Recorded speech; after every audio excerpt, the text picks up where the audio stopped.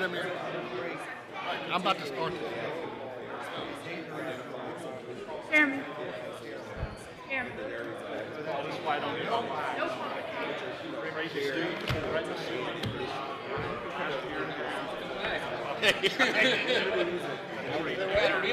I know. How you doing? Audit. Do whatever I gotta do.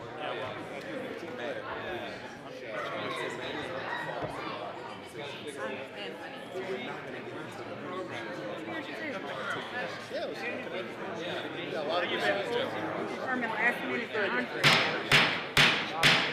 I was just coming to say hello. How are you doing? Said this was This is a duly noticed and called meeting of the LSU Board of Supervisors, and I hereby call it to order. Miss Marilyn, would you please call the roll? Mrs. Starnes, Here. Miss Jones, She's here. Mr. Damp, Mr. Armenter, Here. Miss Aronson, She's here too. Mr. Blossman, Mr. Brown, Mr. Mallett, Here.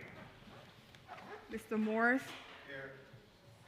Mr. Morrow, He's here too. Miss Shaw, Mr. Temple, He's here too. Miss Werner, Mr. Williams, Mr. Woods, Here. Mr. Zuschlag. Here. Mr. Chairman, there's a quorum. Thank you. And let the record reflect that Ms. Aronson is entering the meeting. Supervisor Aronson. Today's invocation will be given by Javin Bowman, an LSU Governmental Relations intern, and a past LSU A&M 2021-2022 student body president, criminology and political science graduate, and incoming public administration graduate student. Mr. Bowman. Good morning. Would you please bow your heads if you wish to do so? Lord, I thank you for allowing us to gather here today. I pray that you continue to lead and guide us and help us to always remember that when we have too much to bear, we can lean on you and your word to get us through. I pray that you stay with our leaders here at this university as they try to make LSU and the state of Louisiana an example of higher education for all. I pray that you continue just to walk with us, be with us, and stay with us. For if you lead us, we cannot stray. In your name I pray, amen. Thank you, Mr. Bowman. No one is registered for public comment.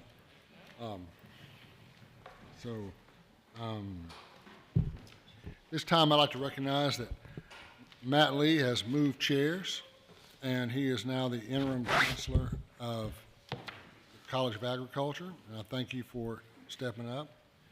And I was supposed to have lunch in July with Roy Haggerty. I have not.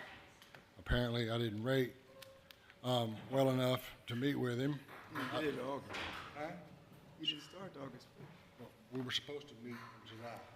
But I see that I believe Mr. Haggerty is here as our new provost.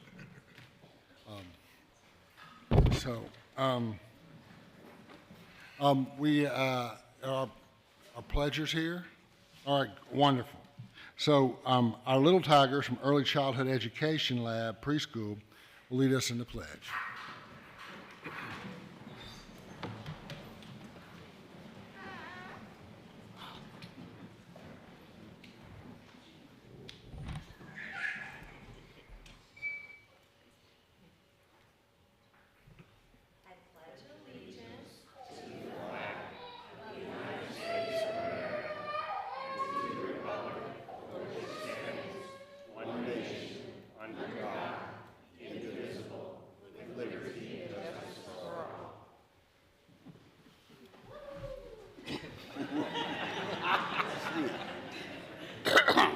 Thank y'all very much.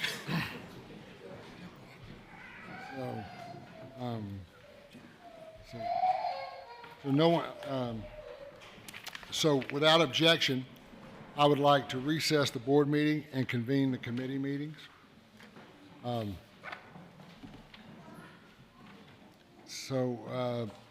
Ms. Aronson. Yes, sir. Would you please convene the Research and Ag Extension Committee? Happy to. Miss Marilyn, would you please call the roll? Ms. Werner? Ms. Aronson? Here. Mr. Brown? Here. Mr. Morris? Ms. Jones? Here. Ms. Shaw? Here. Mr. Temple? Here. Madam Chair, there's a quorum. Thank you. Dean Mitchell. Here we go. Dean Mitchell, can you please initiate the presentation for today? Here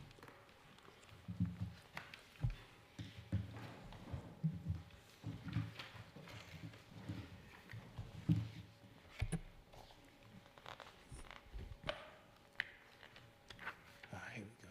So I'd like to start by saying thank you, Board, Chairman, Chair-elect, President and Provost, for the opportunity to support and share a little bit about the work that's happening to support our youngest Tigers. Within the field of early childhood education, birth to 3 is the least researched. It's the least researched, it's the least funded, and also our teachers have the lowest educational requirement for teachers, and the pay is the lowest also. However, research tells us that the bulk of brain development actually happens at this critical time, birth to 3 years. These are foundational for our future success socially, educationally, and economically. And I will borrow the words from Chairman Starnes when he visited with us to basically say, if we don't get it right at this critical age, unfortunately, a lot of the students who end up in the legal system actually needing support of Chairman Starnes. So today, what I'm going to do is I want to share 3 things that are very clear. First, I want to talk briefly about the critical work that's happening here at LSU in our early childhood as it relates to early childhood education. Next, I want to share with you what you can do to further support us in this work. And then finally, I want to share about a recent, and might I add, transformational gift by the Goyette family to improve the lives of early childhood teachers and ultimately for the children across the state. So first, what actually is the work that we're doing in early childhood education as a flagship? What is our charge and what are we doing?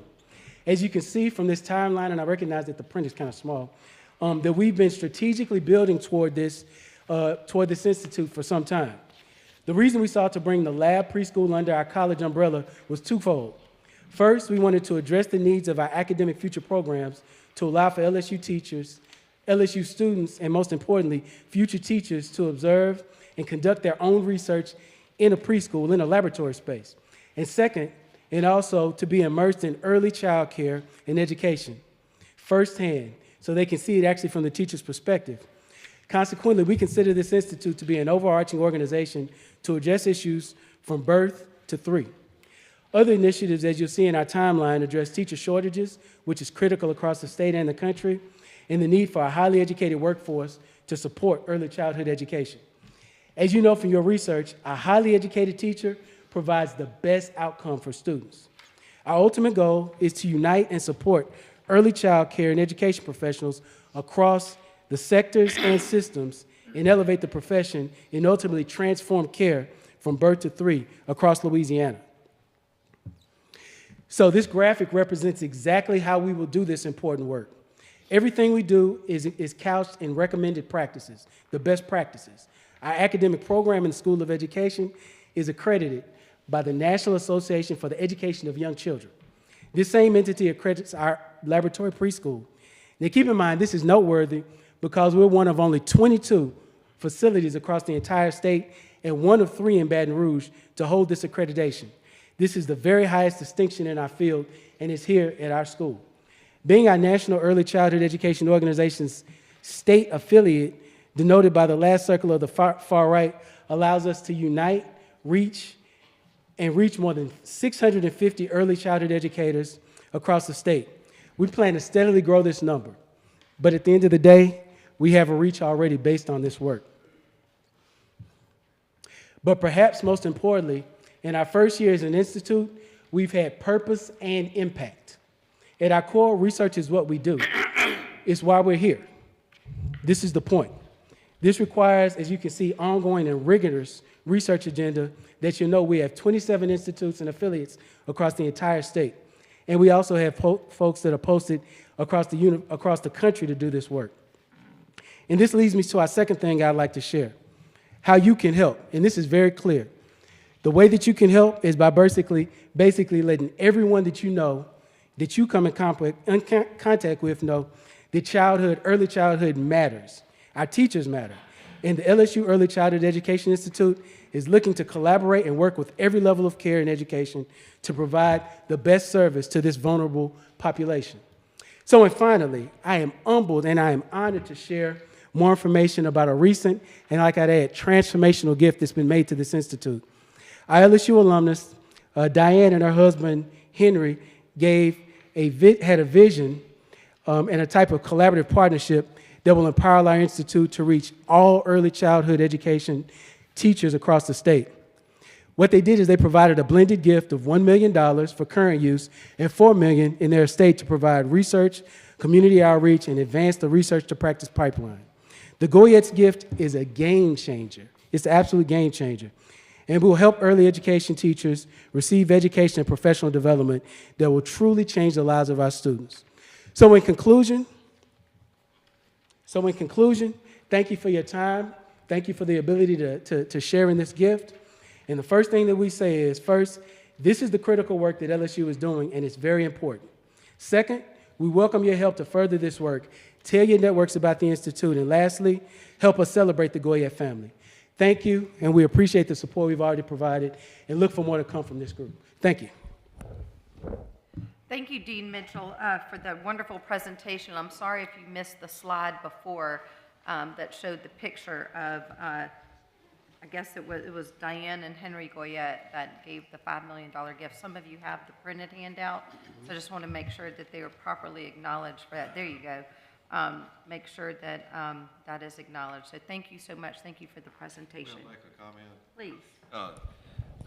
Early childhood education is so important. There are studies that show you can predict the outcome of children getting into elementary school by how much their vocabulary, how much how large their vocabulary is, whether they'll go to complete high school, go to prison, or what. So it's really important.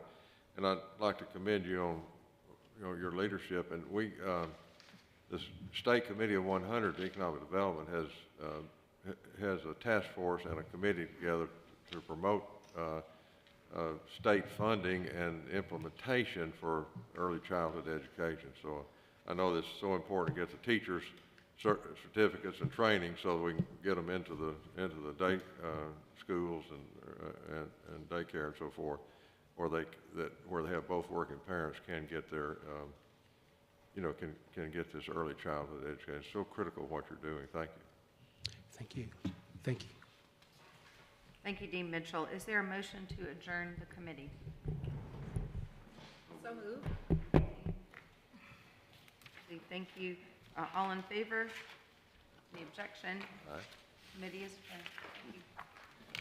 Thank you, Supervisor and Vice Chair Aronson. Excellent. Thank you very much.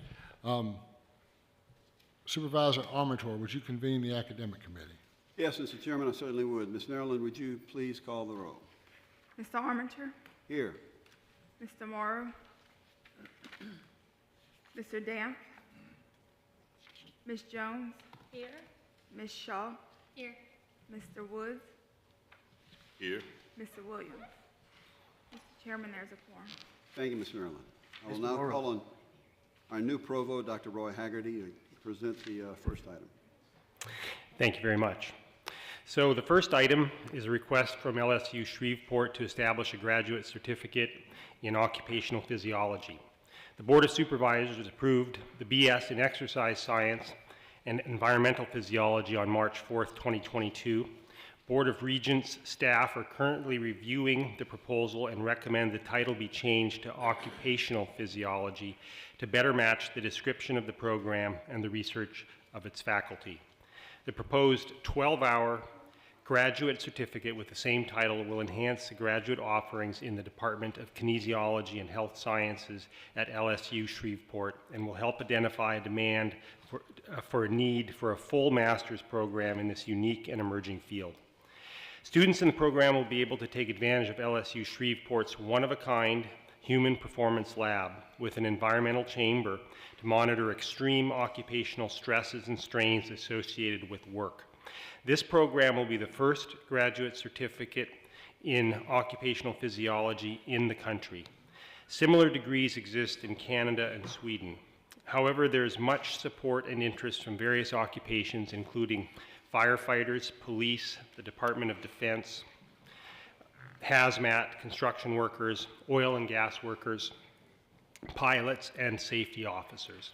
The Navy and Air Force have careers in aerospace and operational physiology, and this certificate will provide the necessary training for students interested in that direction.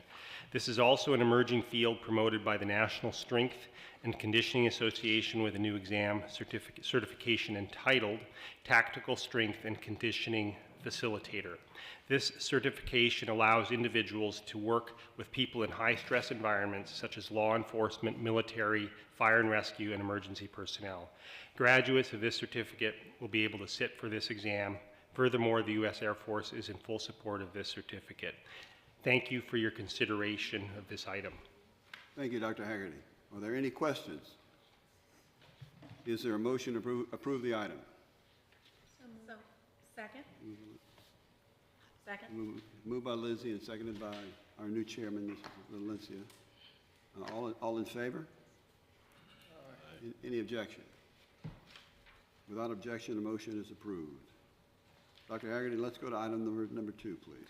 The next item is a request from LSU Shreveport to establish a graduate certificate in nonprofit administration. The Board of Supervisors approved the undergraduate certificate and the BS in nonprofit administration on April 21st, 2022. LSU Shreveport would also like to offer a 12-hour online graduate certificate program for students not ready for a full master's program, but who would like to develop further skills in the nonprofit industry.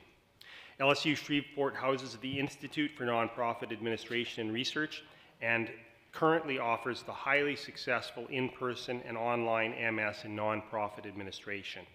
There's an urgent need for training in the nonprofit sector across the U.S.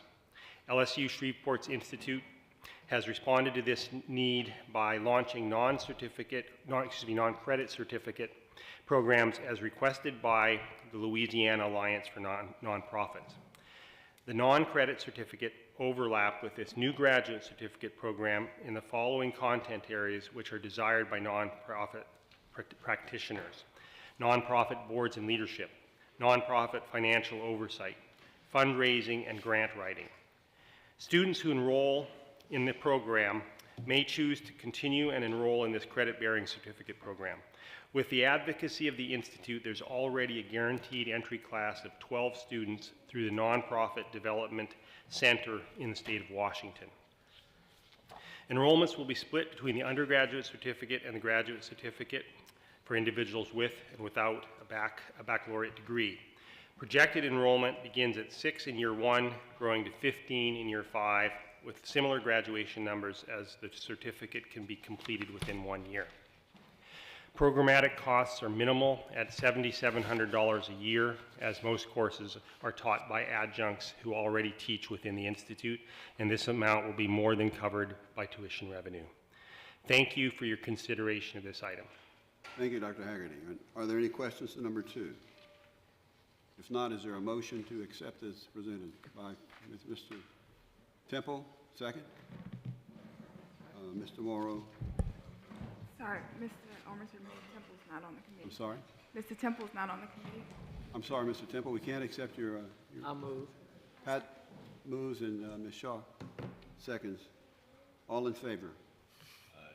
Aye. Any opposed? And the motion carries, and the item is accepted.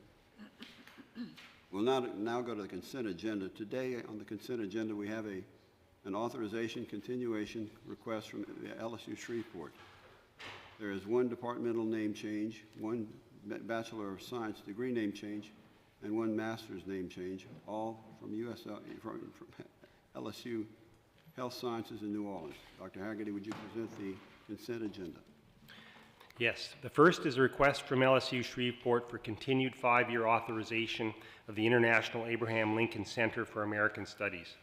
LSU Shreveport's American Studies program boasts the first and only international designation in the world, which allows the center to offer didactic and cultural education opportunities to students in the region unavailable anywhere else. Then we have a request from LSU Health Sciences Center New Orleans to change both the name of the Department of Clinical Laboratory Science to the Department of Medical Laboratory Science and the BS in Medical Technology to the BS in Medical Laboratory Science.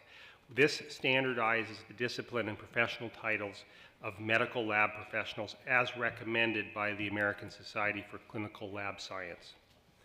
We also have a request from LSU Health Sciences Center New Orleans to rename the Master of Health Sciences in Clinical Rehabilitation and Counseling to the Master of Health Sciences in Counseling to match the most recent Board of Supervisors approved departmental title change.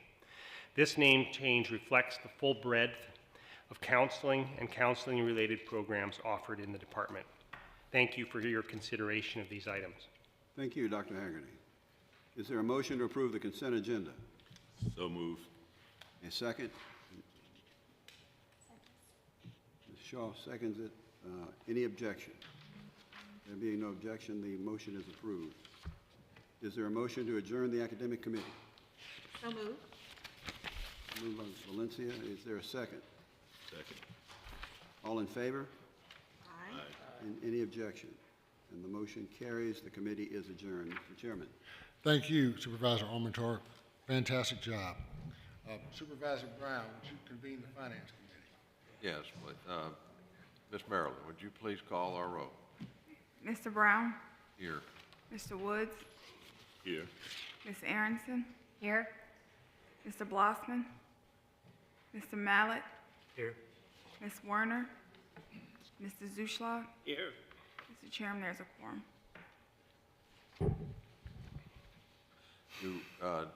Do we need to appoint someone else? No, we have a quorum. We're good? Okay, thank you. I didn't count very well. Thank you. Ms. Lewis, would you please present the item of business? Thank you. Yes, Mr. Chairman. The only item on the agenda today is the request from LSU Health Science Center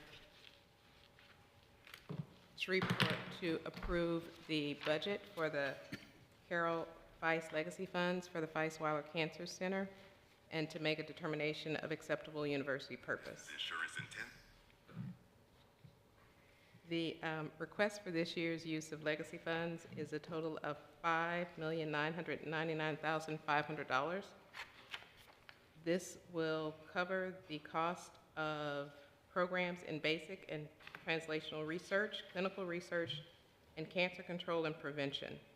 This budget request has been submitted by Dr. Lewis, who is present today and will answer detail, but it is in keeping with the mission of the university and President Tate's earlier instruction to pursue an NCI designation for LSU. So the Cancer Center in Shreveport will be working in conjunction with the Health Science Center New Orleans, as well as the main campus here and Pennington on that research and the NCI designation. These funds will allow for the scientific programs and clinical research and grant support to pursue that NCI designation. The detailed information on each item as how the $5.9 million breaks down is included, but I won't go into that level of detail for you. Thank you, Ms. Lewis. Are there any questions? I'd like to just make a couple of comments. That foundation is, I believe, the third largest foundation of our LSU system. It was two brothers in Shreveport that gave the funds over $100 million through the very good leadership of the chairman, Armor Roos, and Kevin Flood, who's the executive director. Over the years, they have accumulated over $300 million worth of assets. They're very instrumental every year in giving funding to the Cancer Center for research and also to LSU health science for recruitment and a lot of other, so that's an important part of our system and very critical to the success of our Shreveport institution. So, well, thank you.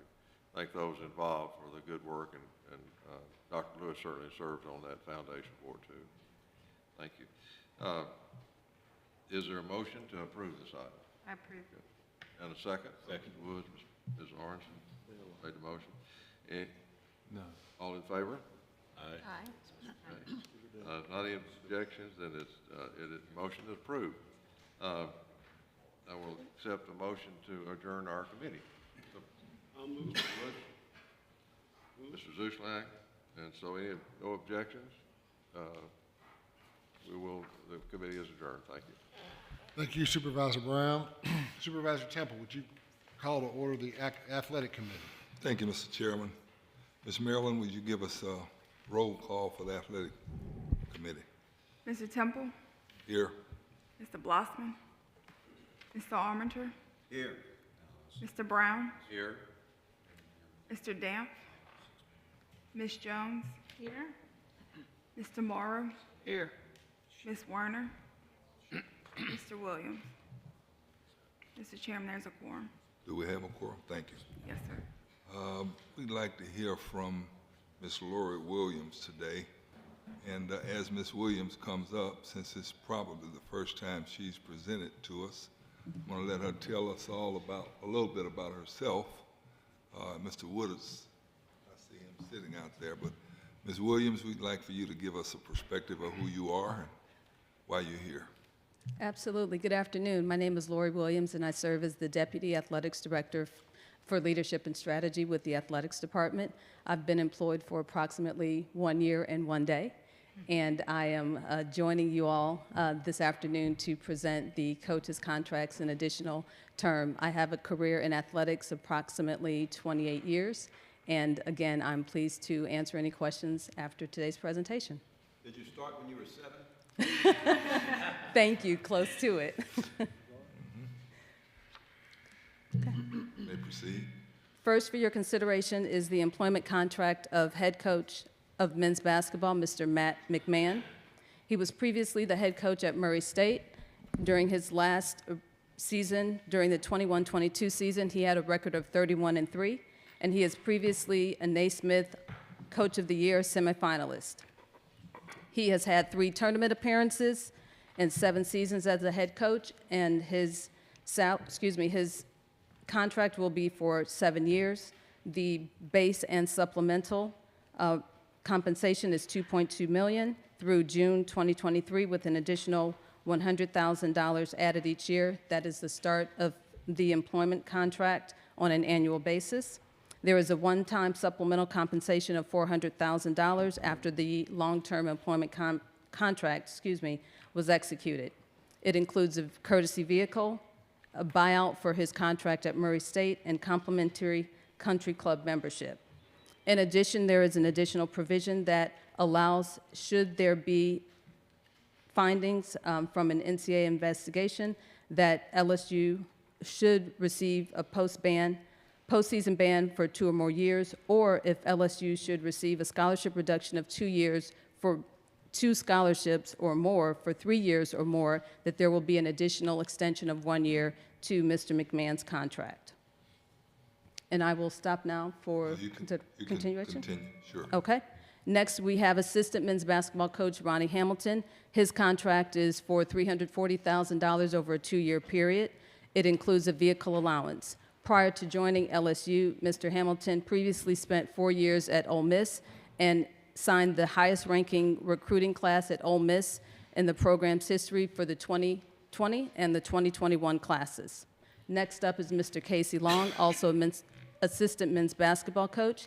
He spent the last 5 years with Coach McMahon at Murray State and originally is from Leesville, Louisiana. His contract is also for $340,000 over a 2-year period with a vehicle allowance of $800 per month as well. Excuse me. And last is Mr. Cody Toppert, assistant men's basketball coach. He previously spent 3 years at Memphis and 5 years prior to that coaching in the NBA.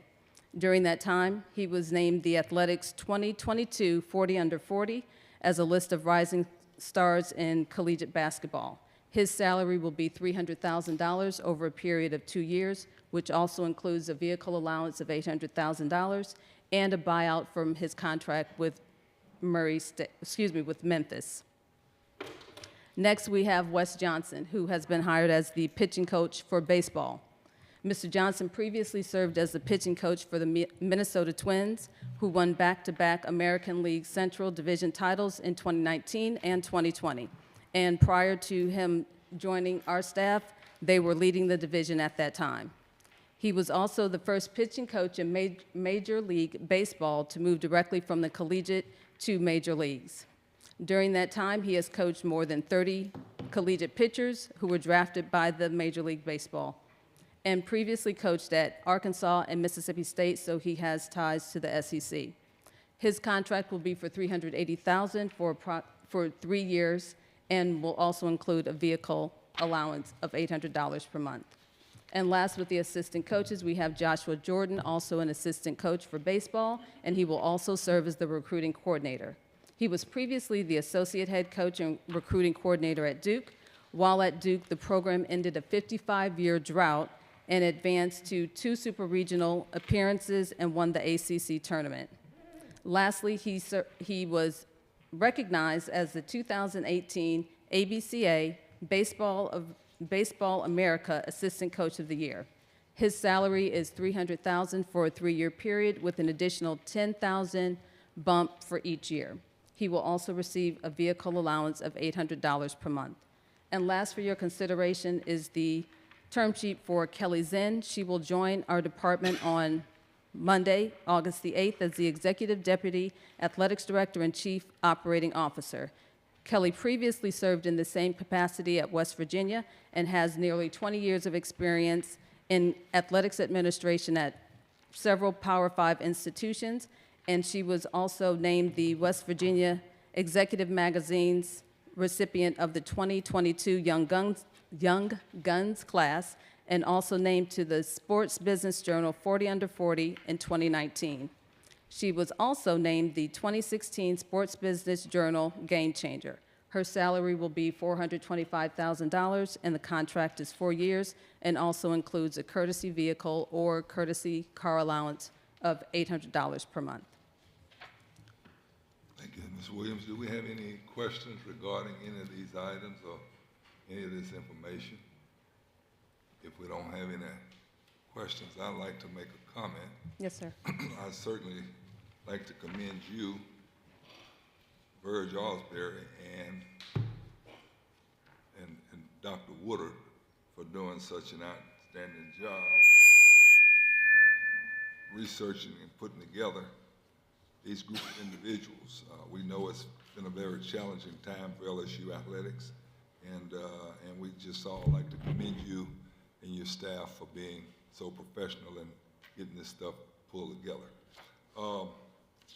Those comments, I'd like to have a motion to accept these items. So moved. Second. It's been moved and seconded. All in favor? Let it be known by saying aye. Ayes have it, and so ordered. That's the conclusion of our meetings. May I ask for an adjournment? So moved. It's been moved and seconded. Thank you. Thank you, Ms. Williams. Thank you all. Thank you, Supervisor Temple. Supervisors, in front of you, you have a guest pass to the Pistol Pete Maravich statue unveiling. This is a gift to you. And I want to thank the athletic department for participating in that, and it was a nice event. I'll speak more about those things in my chair's report. This time, I'd like to reconvene the board meeting. Ms. Marilyn, would you call the roll? Mr. Starnes? Here. Ms. Jones? Here. Mr. Damp? Mr. Armiger? Here. Ms. Aronson? Here. Mr. Blossman? Mr. Brown? Here. Mr. Mallett? Here. Mr. Morris? Here. Mr. Morrow? Here. Ms. Shaw? Here. Mr. Temple? Here. Ms. Werner? Mr. Williams? Mr. Woods? Here. Mrs. Zuschlag? Mr. Chairman, you have a quorum. Thank you, Ms. Marilyn. Next item on the agenda is Title IX presentation and training. This is not the first training we've had as a Board of Supervisors about Title IX issues. However, it is the first training we've had from our LSU Associate Vice President of Civil Rights and Title IX Coordinator, Joshua Jones, an LSU employee. This is a step forward for us to bring in-house training and the presentations about Title IX issues. And Vice President Jones, I'm very excited to hear your presentation and training. So, Mr. Vice President. Thank you so much. And thank you all for having me for this very important conversation. You all are receiving the training that all of our employees across the system are getting at all of our campuses, which is really exciting. So today, we're going to cover a few learning objectives. First, we're going to start off by learning what types of power-based violence exist, what power-based violence is. We're going to talk a little bit about power-based violence versus Title IX, kind of what the similarities are, the differences, and the intersection between power-based violence, which is our state law, and Title IX, which is the federal law. We're going to talk about your responsibility for reporting, so you know what you need to report, when you need to report, and who you report that to. We're going to talk about how to disclose or how to support those who disclose their experiences, right? We know so often that step forward to make a disclosure is one of the hardest steps that somebody can take. And so it's important that we know what we can do as both employees of LSU, but also just a human being to know how to support these folks when they make that disclosure. We'll talk very briefly about the consequences of failing to report. Sneak preview, it's termination, right, according to state law. We're going to talk a bit about resources that you can help connect students and employees to. And then I also wanted to do just a very brief overview of the new proposed Title IX regulations. They were released on the 50th anniversary of Title IX this year on June 23rd. And I'll talk just very briefly about what impact they may have for us here at LSU. So power-based violence is an umbrella term that's used under the state's power-based violence law. And so it's defined as any form of interpersonal violence intended to control or intimidate another person through the assertion of power over that person. So if we were to look at the state law on power-based violence, they give a list of examples, and those examples are not exhaustive, but you're going to see a lot of familiar examples for that, right? Because people who perpetrate acts of sexual violence, stalking, dating violence, domestic violence, sexual exploitation, when we think about those types of incidents, right, those are about power and control. It is one individual asserting power and control over another individual. So some of the examples that we see in the Board of Regents policy are going to include things like sexual assault, rape, stalking, video voyeurism, peeping Tom activities, right? If we were to look at if you've ever seen the power and control wheel, we see all of those types of incidents on that wheel where somebody is exerting that power and that control to intimidate, right, or to control another person. It's going to include all forms of sexual misconduct.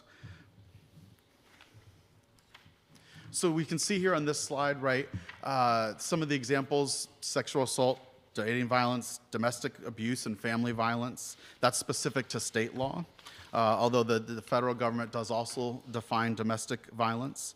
Stalking, sexual exploitation, sexual harassment. The law also contains what we call kind of a catch-all phrase. So what it says is unwelcome sexual or sex gender-based conduct that is objectively offensive and has a discriminatory intent.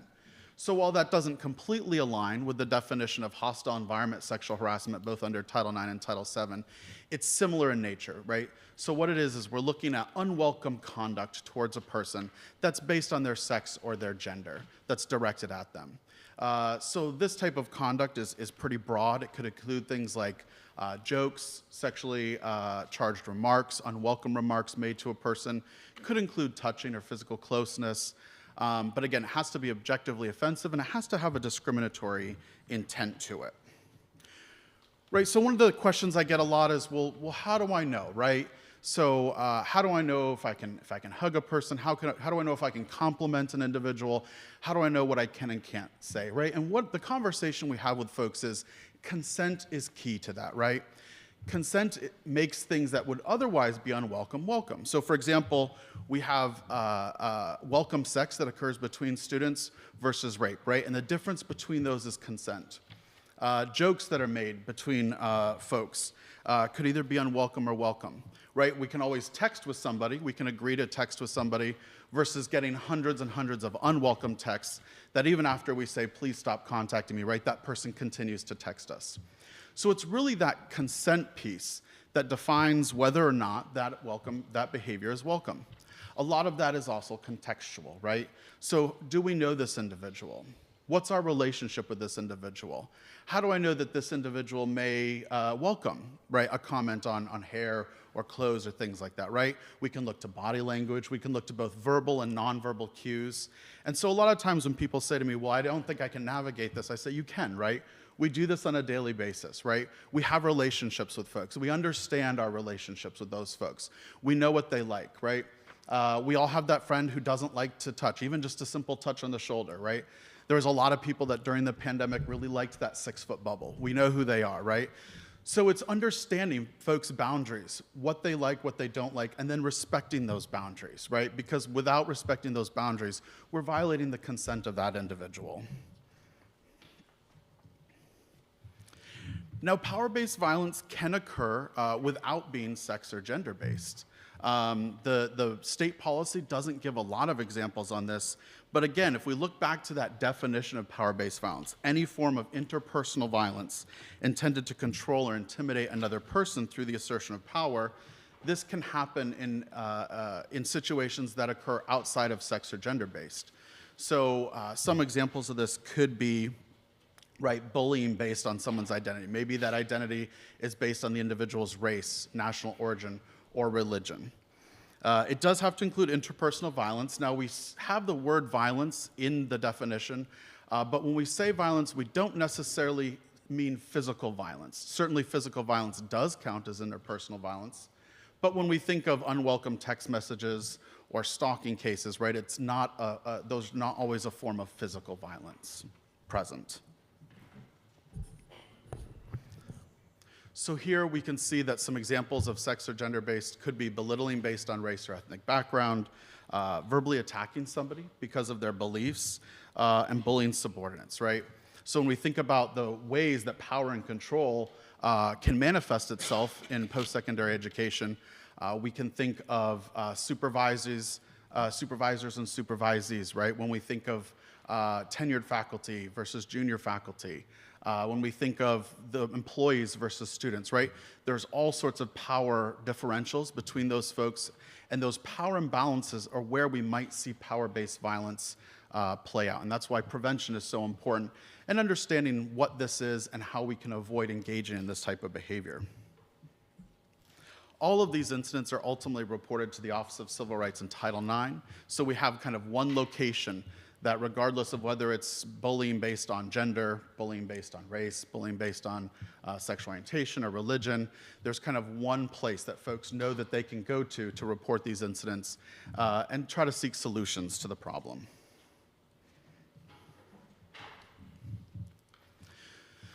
So Louisiana's power-based violence law went into effect last year, but Title IX has been around since 1972, June 23rd, 1972. As I said, it just celebrated its 50th anniversary. So Title IX is really a subset of power-based violence. So if something is considered Title IX, it's going to be considered power-based violence, but not all acts of power-based violence are going to be considered Title IX incidents. So Title IX guarantees that all those who study or work at an educational institution the right to fully participate at that institution without regard to their sex, gender, or gender identity.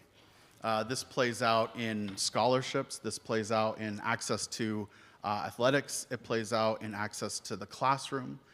Students who become pregnant during their time at LSU. It gives all of these students and employees protections to fully participate. So when we think of how this plays out, For example, a student who has been stalked by another student who has to sit in a class next to that student, right?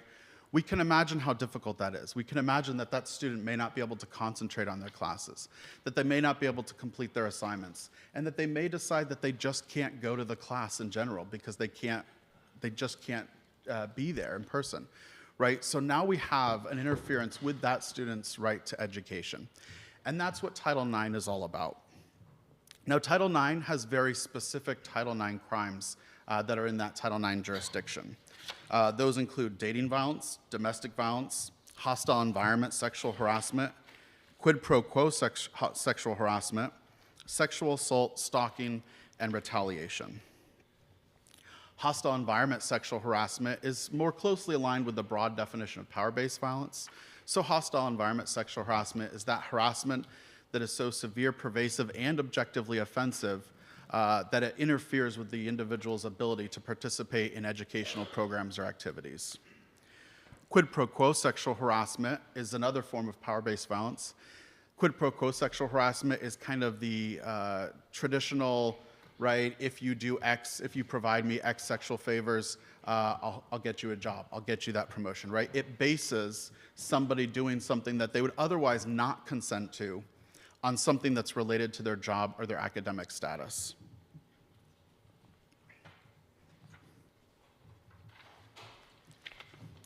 So we get a lot of reports in our office, and we get a lot of folks that say, you know, I was told to come to Title IX, this is Title IX. And right now, it seems folks kind of think Title IX pertains to everything. And while we're happy to get reports, and we're going to make sure that those reports get to where they need to go, not everything is Title IX. So it may fall under that power-based violence. Again, there's a lot of room outside of the Title IX. But for example, the federal government has told us that acts that occur outside of the US are not covered under Title IX. So for example, two students who are studying abroad in the same study abroad program, one is experiencing, let's say, either stalking or sexual harassment. That would not be considered a Title IX case because it occurred outside of the US. Now, it would fall under the jurisdiction of power-based violence.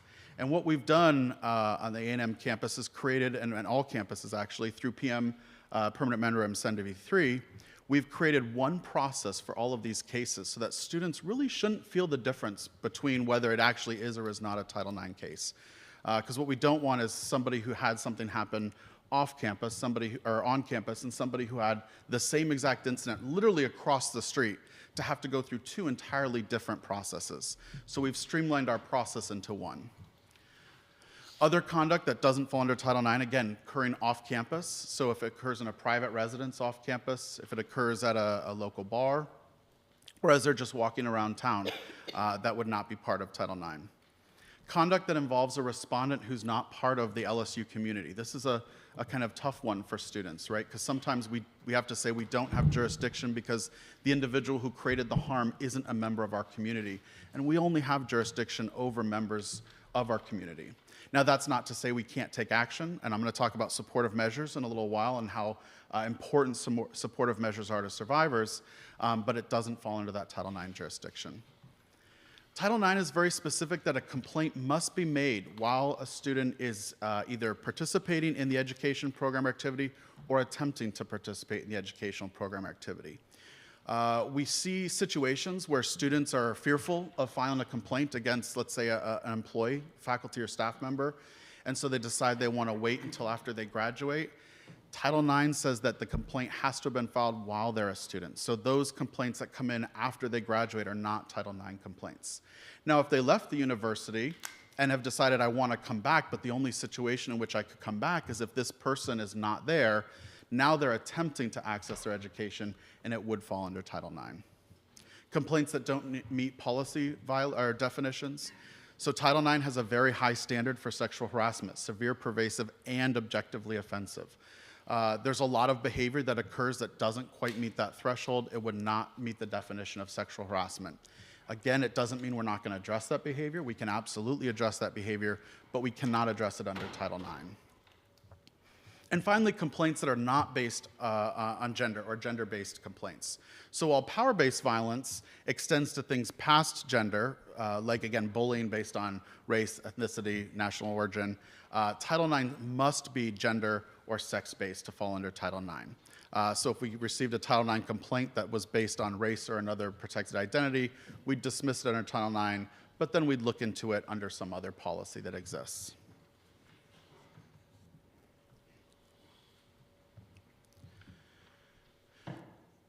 So reporting is required under Title IX. It's a little bit different. The reporting requirement under power-based violence is actually broader than the reporting requirements under Title IX. But under Title IX, there's an actual knowledge requirement around sexual assault, stalking, domestic violence, dating violence, stalking, retaliation, and sexual harassment. What we tell folks is if someone's ever unsure whether they need to report something, they can always reach out to us and ask questions. And again, there's always ways to report, even if the reporting isn't required. So if we look at who our mandatory reporters are, right, under state law, responsible employees, examples are going to be our faculty. All of our faculty are going to be mandatory reporters. Our deans, our assistant deans, our associate deans, our instructors. RAs are a category of employees that are specifically mentioned under the power-based violence policy. Coaches and our athletic staff are mandatory reporters. Our graduate assistants are mandatory reporters, and then all of our classified and unclassified staff are mandatory reporters. So really, when we look at that, it's probably easier to say who's not included than who is included. That's just about everybody. But who's not included in that would be our advocates, right? So the folks at our Lighthouse program who are confidential supporters, mental health professionals, doctors, nurses, anybody, any center that's HIPAA protected. So really, most of the employees over in our student health center are going to be confidential resources. Clergy who are acting in that capacity are confidential. And then, of course, under the state law, we have identified 26 employees on the A&M campus who are confidential advisors. And all of those individuals that are identified on our Title IX website as confidential advisors are confidential. This means that a student can go to this individual, they can talk about their experience, they can talk about reporting options, talk about what they may want to see, but that individual does not need to make a report to the Title IX office. You'll also see that student workers who don't fall into, or student employees who don't fall into the RA or graduate assistant category are also not mandatory reporters.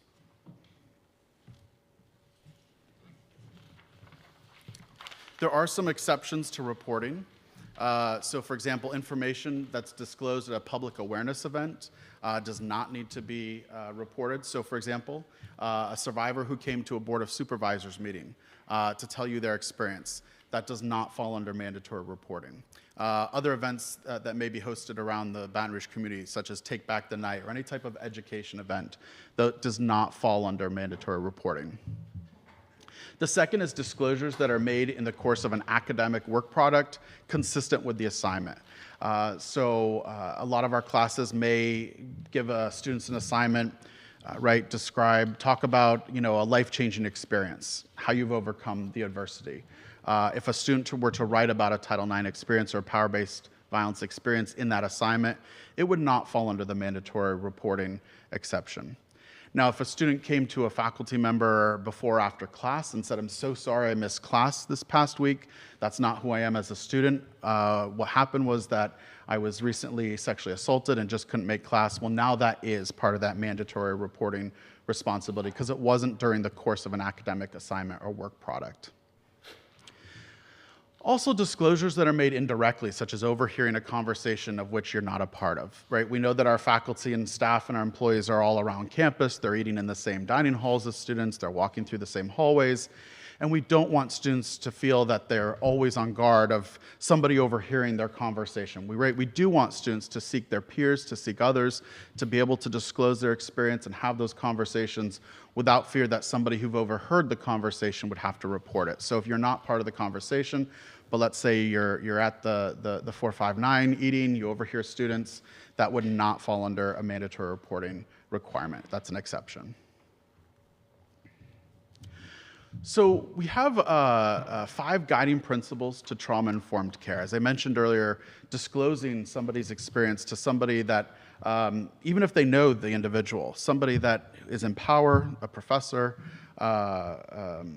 another employee can be very scary. Some of our students, right, we're out there, we're talking to students on what reporting looks like. They still kind of may say, well, I'm not sure what's going to happen next. What do I do? And so if you follow these 5 guiding principles, you're really going to be able to support students where they are. So the first is safety.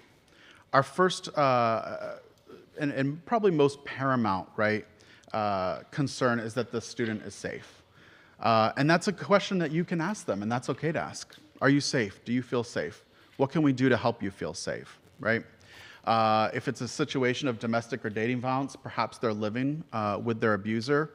COVID was interesting in a lot of ways, but we saw a rise in domestic and dating violence during COVID, right? Because we saw folks at home not able to leave, not being able to get away from their abuser. And so it's something that we were kind of had a heightened awareness of how do we support these students who are now taking classes online, but living in the house or in an apartment with their abuser. So we can help students find different housing. We can help students seek protective orders, no contact directives, or whatever they need to feel safe on our campus. The second is choice. So if we think about power-based violence is about intimidation and control. It is someone who has taken control away from somebody else. So one of the things that we can do is provide that control back to the individual through choice. So for example, right, the ways that our office does it, the student can choose whether or not to meet with us. The student can choose the date and time to meet with us. The student gets to choose whether they want to meet in person or over Zoom with us. The student can choose who they want to meet with. The student gets to choose how much information they want to disclose. The student gets to choose which resources they connect with. And ultimately, the student gets to choose whether or not they file a formal complaint. Right? Those are the ways that we, and you'll see that last one, empowerment, right? Those are the ways that we can empower that student to start to gain control back in their life, control that they feel was taken away. I think this is a big barrier to reporting and something that we're working really hard on our campus to overcome, is that there's a fear that once that's reported to the Title IX office, that's it. I lose all control over the process. I have no say on what happens next. And it's really important, and we're really trying to get out to let students know that they have that choice, that we're not going to automatically start a process, that we're not going to automatically do anything without their really consent, right? We're back to consent here. Third is collaboration. We cannot help our students without working together. We now have a biannual campus SART team that meets, or sorry, bi-weekly, not biannual. That wouldn't do much help. A bi-weekly campus SART team. So it involves folks from the Office of Civil Rights and Title IX, Lighthouse Program, LSU PD. We occasionally work with the folks from LSU Cares, SAA, Residence Life, right? So we can kind of holistically look at the situation and help determine what does the student need, what have they indicated they need, and how do we make it happen for the student. Without that collaboration, we're gonna fail our students, right? Because it can't just be a single kind of size fits all. We have to look at what are the individual needs of this student and how do we meet those needs. And then trustworthiness, right? This is something when I stepped into this role back in August, it was told to me this is probably our biggest challenge for the year, right? Is let's build trust with students, let's build trust with faculty, with staff, with the Board of Supervisors, with the Board of Regents, and with the community of Baton Rouge. We have to say what we do we're gonna say, and we have to not do if we've said we're not gonna do something. So one of the things I tell folks is, be very careful, right? We all wanna say, the student says, oh, please, please, please don't tell anybody else. And in that moment, right, the student's there, they're upset, and we say, I'm not gonna tell anybody. And then we realize that we're a mandatory reporter, and we have to report this to somebody, right? So being careful of making promises that we can't follow up on or can't assist. In that situation, the first thing when somebody reports to me and says, so I think I made a mistake, I told the student that I wasn't gonna tell anybody, but I am a mandatory reporter, I'm gonna walk the person through how to go back to that student and have that conversation. Because if they've told the student they're not gonna report to anybody and suddenly they get an email from my office, trust is now broken. Not just with that individual, but trust is broken with the institution as a whole. We know, right, that students and that first interaction with an LSU employee is so critical, right, as to how they're gonna view the entire process moving forward. So when we tell students that we've got certain resources available, we're going to make them available to students. When we tell students that they have control over which process they choose, we're going to give them that choice, right? We have to be transparent in what we're doing, and we have to follow through on what we say we're going to do. So some of the trauma-informed skills that you can engage in: active listening. Sometimes this is hard, to be honest, right? Where I'm listening to a student and I want to kind of jump in. I think I know what they need. I've seen this situation maybe before, but it's not about me in that moment. It is about the student who's sitting across the desk from me or sitting in the room with me. It's what they need. So as best you can, limit distractions. It's okay to say, you know, do we want to go somewhere else and talk? It's okay to paraphrase content back to somebody, right? Those kind of active listening phrases, what I'm hearing you say is, right? It's okay to do a check-in with a student to make sure you actually are understanding what they're saying to you. It's really important to notice nonverbals that the student is giving, right? If you're asking the student if they're safe, but everything about their body language says they don't feel safe, it's okay to follow up on that, right? So that we kind of have an understanding of, are they safe? It's okay to be inclusive, right? Things about asking for pronouns, refraining from assumptions about their gender, sex, the terms of their relationship. We know that our LGBT plus population are less likely to report. So how do we encourage reporting? And how do we create a safe space for everyone to report to us so that we can get them the help they need? So there's kind of a three-step plan to doing this: care, connect, and contact. So the first is provide care to the student. Show empathy, support them. Avoid phrases that are going to victim blame. Avoid phrases like, you know, the ones we always hear: what were you wearing? How much did you have to drink? Why didn't you leave? All those questions that put back on the student probably doubts they've already had, and now we're only kind of reinforcing those doubts into the student. It's okay to say, I'm sorry that happened to you. I'm sorry you're in this situation. What can I do to help, right? Next is connect. Offer to connect the individual to resources. You know, a great way to really show is offer to walk them over to somewhere, right? Maybe they don't know where the Student Health Center is. We can offer to say, hey, do you want me to walk over to the Student Health Center with you? Do you want me to walk you over to Lighthouse? Do you want me to walk with you to the Office of Civil Rights in Title IX in 118 Himes Hall? And ultimately allow the individual to make the choices as to what resources they want to connect with. It could be our first reaction is, wow, this is a really serious crime and you need to go to the police. But ultimately it's up to that individual as to whether they want to report to law enforcement, whether they want to report, whether they want to use certain resources. Again, sometimes it's hard. We can say, oh gosh, this person really needs X, Y, and Z. But we need them to find that out on their own. That's part of that healing journey for the student, is making the decision and making the choice as to what resources they connect with. And finally, contact, right? Contact the Title IX coordinator, usually in our online reporting form. And you can do that, again, showing empathy and support the entire time. You may want to also follow up with the student, right? So if you've let the student know, hey, just so you know, I am a mandatory reporter. It means that I have to provide this information to the Title IX office, and you're going to get an email from the Title IX office, but you get to choose what you want to do next. It's okay to then follow up with that student, say, you know, I said I was going to contact the Title IX office. I did. I contacted them on Tuesday, and you should probably be getting an outreach for them in a couple weeks, right? So now we're following up on what we've said that we were going to do, and we're building that trust with the student. So care, connect, and contact. Supportive measures are so critically important to our students and our employees at LSU. Supportive measures are non-punitive in nature, they're non-disciplinary in nature, and they're designed to reconnect or connect folks with the programs and activities that they're enrolled in. They are available to all students and employees regardless of whether they file a formal complaint. This is actually what we see the most of. I apologize, I don't have the numbers that we did this past year, but it was something around 450 plus reports to our office. And then if we look at kind of a funnel, only a very few of those go to formal investigation. But what a lot of our students and employees want are supportive measures. Students who come in and say, I'm really not looking for a formal investigation, but I couldn't get out of bed for 2 weeks. I am such a good student, but I missed class for 2 weeks.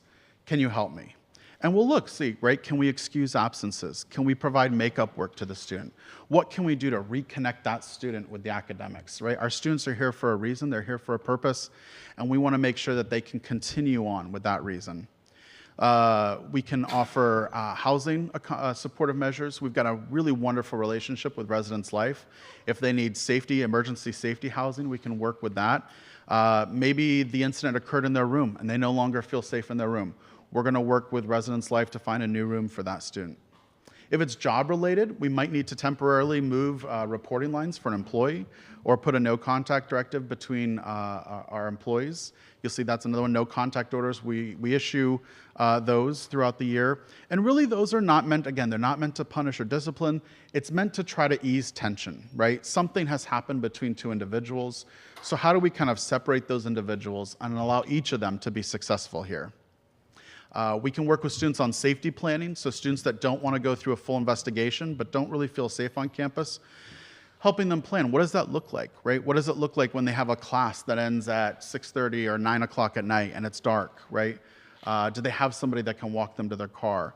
Do we have resources through our LSU Police Department? What does it look like for them to kind of plan navigating campus post their experience? We can also connect our students to health and mental health resources, both on campus through the Student Health Center, but also off campus at various community agencies across Baton Rouge. So sometimes we feel conflicted, right? There's a small body of research out there about mandatory reporting and whether it's helpful or not helpful. Mandatory reporting is the law. And so what we can do, though, is we can support the student, right? Even if we think, well, the student doesn't want me to report and I feel really guilty about reporting. That's okay. Use the phrases that you see. I'm sorry this happened to you. I appreciate your trust in me.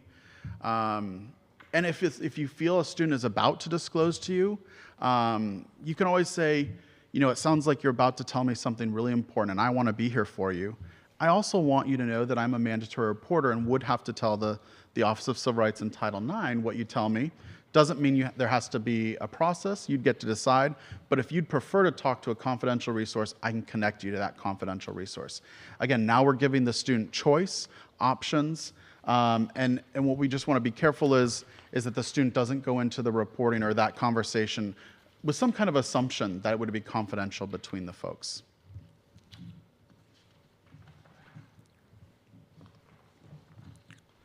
So retaliation is prohibited via both state and federal policy.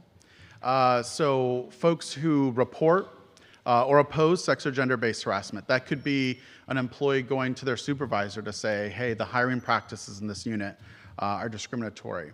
Filing a formal complaint, participating in the process, all of that is covered from retaliation. Retaliatory acts include, but are not limited to, things like intimidation, threats, coercion, discrimination, termination, demotion, or other acts that would cause somebody to not want to report in the future. That's really what retaliation is about, is saying, I'm going to make sure that you don't go forward and report as you have in the past. The law also provides immunity for folks who are acting in good faith. So if they're acting in good faith and making a report or participation in investigation, they're immune from disciplinary actions for violations of code of conduct reasonably related to the incident. We see this with our students, right, who may have been drinking underage at the time that something happened. We want them to come forward, we want them to report, and so we want to remove any barriers that we identify to reporting. Immunity, of course, does not apply to an individual who perpetrates or assists in the perpetration of power-based violence. So, for example, while somebody may have immunity for underage drinking, if somebody was spiking the drink of somebody else, of course, they would not have immunity for that type of act. Failure to report, again, the law is just very clear on this. A responsible employee who's determined to have knowingly failed to make a report or the intent to harm or deceive made a report that is knowingly false shall be terminated. That process, we would use existing university processes for our classified and unclassified staff, as well as our faculty. So the best way, or the easiest way to make a report is to go to lsu.edu/support. This is a website that was created a little over a year ago, specifically for domestic and sexual violence support and reporting. In the very middle of the screen, there's 3 boxes. The first box says report an incident, the second box says talk to someone, and the third box says seek medical attention. Clicking on report an incident is going to bring you to a reporting form. It's through our Maxient system. It's going to ask for information. You only need to provide the information that you know. So you don't have to play investigator. You don't have to get additional information. You only need to report what has been told to you. If a faculty member has a student come to them after class and says, I'm so sorry I missed class on Monday, I was sexually assaulted over the weekend, that's all that faculty member has to report. They don't have to dig for names, details, locations, any of that. We'll take it from there. We'll get that outreach letter out to the student. And if the student wants to disclose more information, they can. This is also a great website to direct students or anybody who's just making a disclosure to you. It's got all of the resources that are available to them, information about our process, and kind of what would happen next. We're creating brand new visuals this year, a new timeline for our process, and we have new guides for both mandatory reporters and for survivors of sexual violence that are now on the lsu.edu/support website. A report can also be made through the LSU mobile app. So if you have the LSU mobile app, and I encourage everybody to, you would go into the LSU app. On the top right there, it says Survivor Support. And part of that Survivor Support page on the app gives a link to report an incident. When these incidents are reported to us, a bounce back message is going to go. It comes from me. It is automated. But it's going to let you know that we've received the report. I always encourage all of our faculty and staff to keep that email just in case there's any question, right, especially with the new law about did they report, they're going to have that confirmation of the date and time of report. And I always tell folks if they submit a report and don't get that email, to reach out directly to me because something has happened. Maybe it somehow didn't go through. It happens very, very rarely, but we want to make sure that if you think the information has gotten to us, we want to make sure that information has gotten to us. We can also be reached at Title IX at lsu.edu. Our phone number is 225-578-9000. And of course, we're in 118 Himes Hall if folks wanted to just drop by. Let's say the student was interested in meeting with us right then and there. You could bring them right over to Himes, and we're happy to meet with them. We'll find somebody available. We do have campus coordinators at each of our campuses. And so in your packet, you'll see a list of all of our campus coordinators at the campuses across the state and their email address. We just did a 2-day retreat with all of our campus coordinators in July, where we talked about best practices, we reviewed policy, and they did their annual Title IX training that's required by federal law. So once you submit an incident report, you're going to receive that confirmation email. What's going to happen is at that point, usually within 24 hours, either our Deputy Title IX coordinator for response and resolution or our case manager is going to get an email out to the student. It goes through our Maxient system, which protects that information. The student is going to have to enter their 8-9 number to access that email. And that's so that if for some reason there was a lot of Josh Joneses and the person thought it was the wrong Josh Jones, it makes sure that that student's information is not disclosed to anybody else. They're going to open that letter. We're going to give them all sorts of information about resources, our process, their options, and invite them in to talk with us. If somebody disclosed to you, but you weren't a witness, that bounce back email from me may be the last email you receive. And the reason we do that is we want to protect the privacy of the students. Now, if you're a witness, that's a little different, and we probably would reach out to you for additional information. But if you're a third-party reporter, that's usually the end of our kind of contact so that, again, that student and their experience is kept as private as possible in our office. But if you ever have any questions, please feel free to reach out to me after you receive that email if you need any additional information. Incident reports are just that. It's a report to our office that something happened. Incident reports do not trigger an investigation. It's really important because a lot of times our students and our employees may not want an investigation, but they may want to seek help. And it's important that they know they can seek help without triggering a formal investigation. A formal investigation only starts when we receive a formal complaint. Our formal complaint link is not publicly available. It's given to a student or employee once they meet with someone from our office. And the reason we do that is we don't want somebody to accidentally file a formal complaint and trigger an investigation when that wasn't their intent. What it does allow is it allows us to connect them to resources, provide supportive measures, and unless they file the formal complaint, we're never going to contact the perpetrator. So that's another fear, that we're going to contact the person who caused them harm, and that's not going to happen. Again, support resources, they're so important. It's what the majority of our students choose, whether they are going through the formal complaint process or not. They're really looking for those resources. So the best resource here at the LSU A&M campus is our Lighthouse program through our Student Health Center. It is free, it's confidential, it's going to provide both support and advocacy to our students. They can assist with evidence collection, they can assist in the individual getting a SANE exam. They can confidentially arrange for housing, academic supportive measures, help with protection orders, or filing a police report.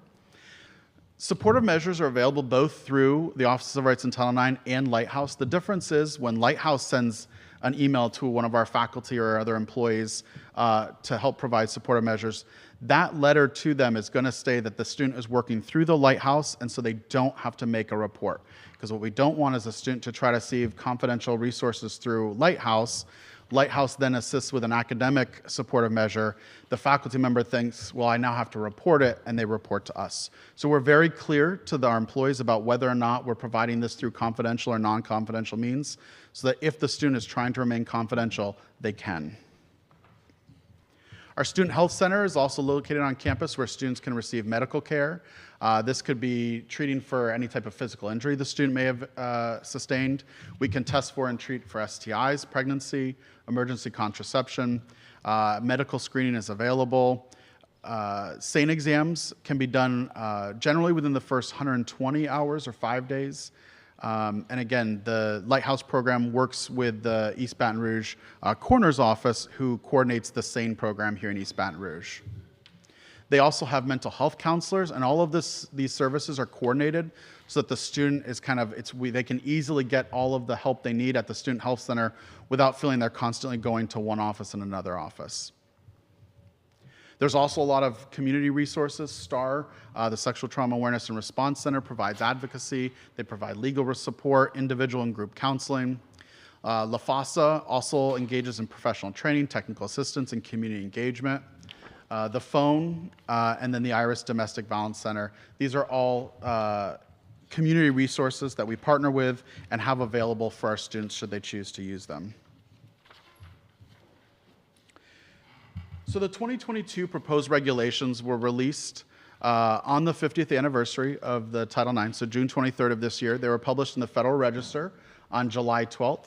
What happens next is those proposed regulations are open for 60 days for a notice and comment period to the public. I looked today, it looks like there's about almost 25,000 comments.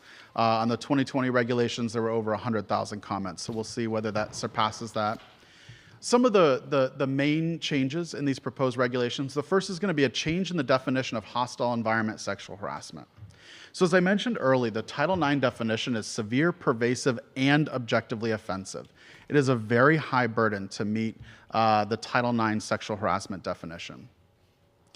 The new definition is conduct that is sufficiently severe or pervasive. So we have an and to an or. That based on the totality of the circumstances and evaluated subjectively and objectively, it denies or limits a person's ability to participate in or benefit from the recipient's education program or activity. So one of the things this does is it brings the definition of sexual harassment closer in alignment with the Title VII definition, which is the employment law, harassment and discrimination. It does not completely align them, but they are closer. Title IX would now cover off-campus behavior when the respondent is a representative or engaged in conduct under disciplinary authority. So again, we have a student living in a residence hall, we have another student living just off campus. Both of those situations would now be covered under Title IX under the new proposed regulations. It would also cover behavior in a program or activity outside of the U.S. So study abroad would once again fall under the jurisdiction of Title IX. It does eliminate the actual knowledge requirement under the federal law. This doesn't pertain to us as much because the state law is broader. So the federal law provided the floor, but the state law actually raised the floor, creating the responsible employee definition. So our employees are already required to report under state law. A student could now file a formal complaint after leaving the institution. And the Title IX quarter now has a duty to monitor barriers for reporting. One of probably the biggest changes that was coming is the elimination of the live hearing with cross-examination requirement. So under the current 2020 regulations that went into effect, it required a live hearing with live cross-examination.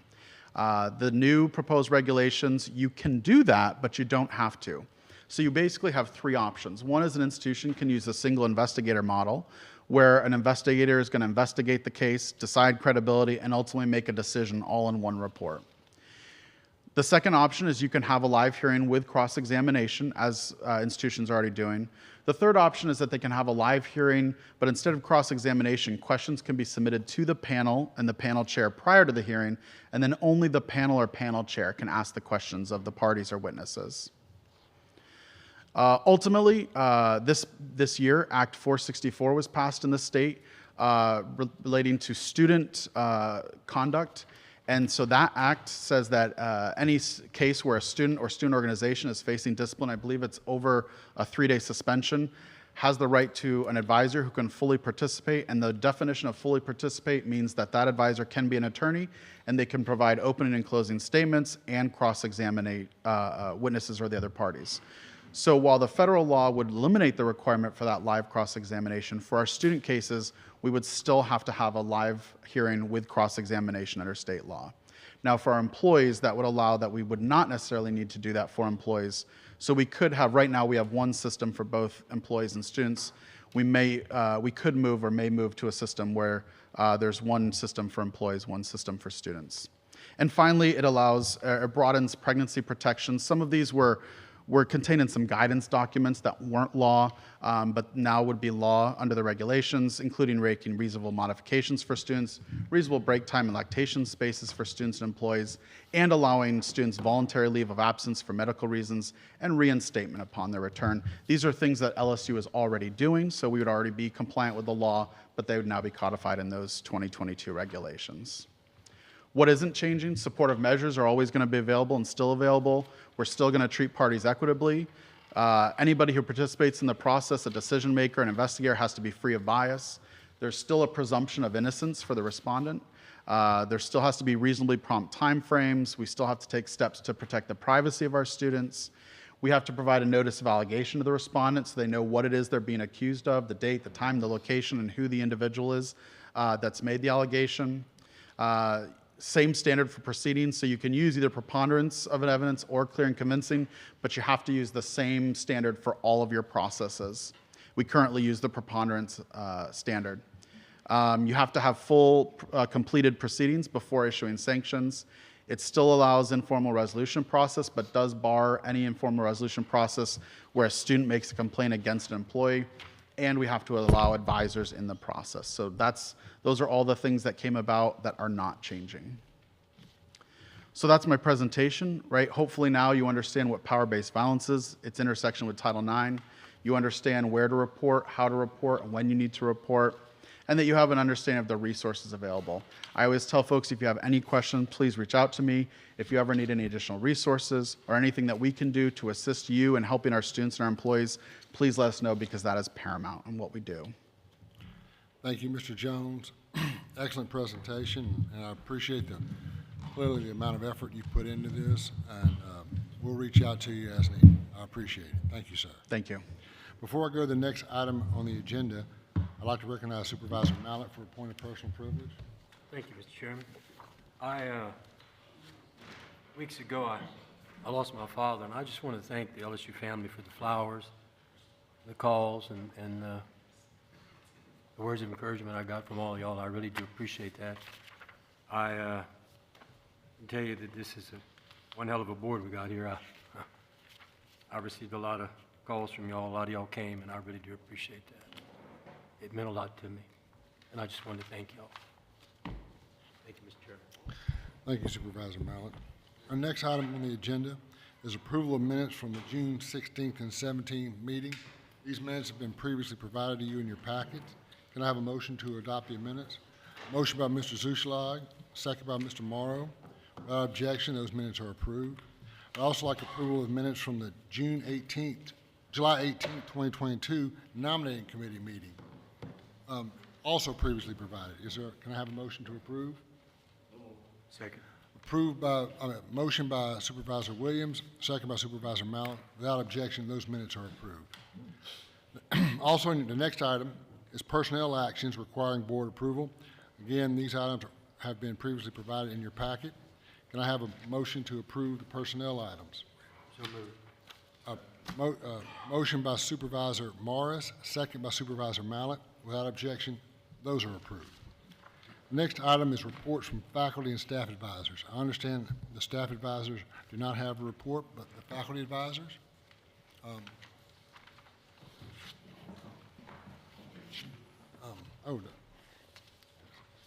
Good afternoon. My name is Sanjay Cambodge, and I'm from LSU Health New Orleans. I'm the new chair of Council of Faculty Advisory Committee. Thanks for giving us the opportunity to present this report. I want to start thanking to Dr. Mandy Lopez for her leadership and service as the chair of Council of Faculty Advisors for the last year. She has done a great job. The next thing is that at LSU Health New Orleans, we have a new Vice Chancellor for Academic Affairs, Dr. Janet Sutherland. She'll be starting on October 1st, 2022. Also at LSU Health New Orleans, faculty got merit raises and they are very appreciative of it. The other campuses, faculty who got merit raises are also very appreciative and they expect if it can be done annually. At some places, salary compression and inversion is still an issue. Dr. Christoph Stompf has been chosen representative for statewide tenure committee by faculty senate presidents.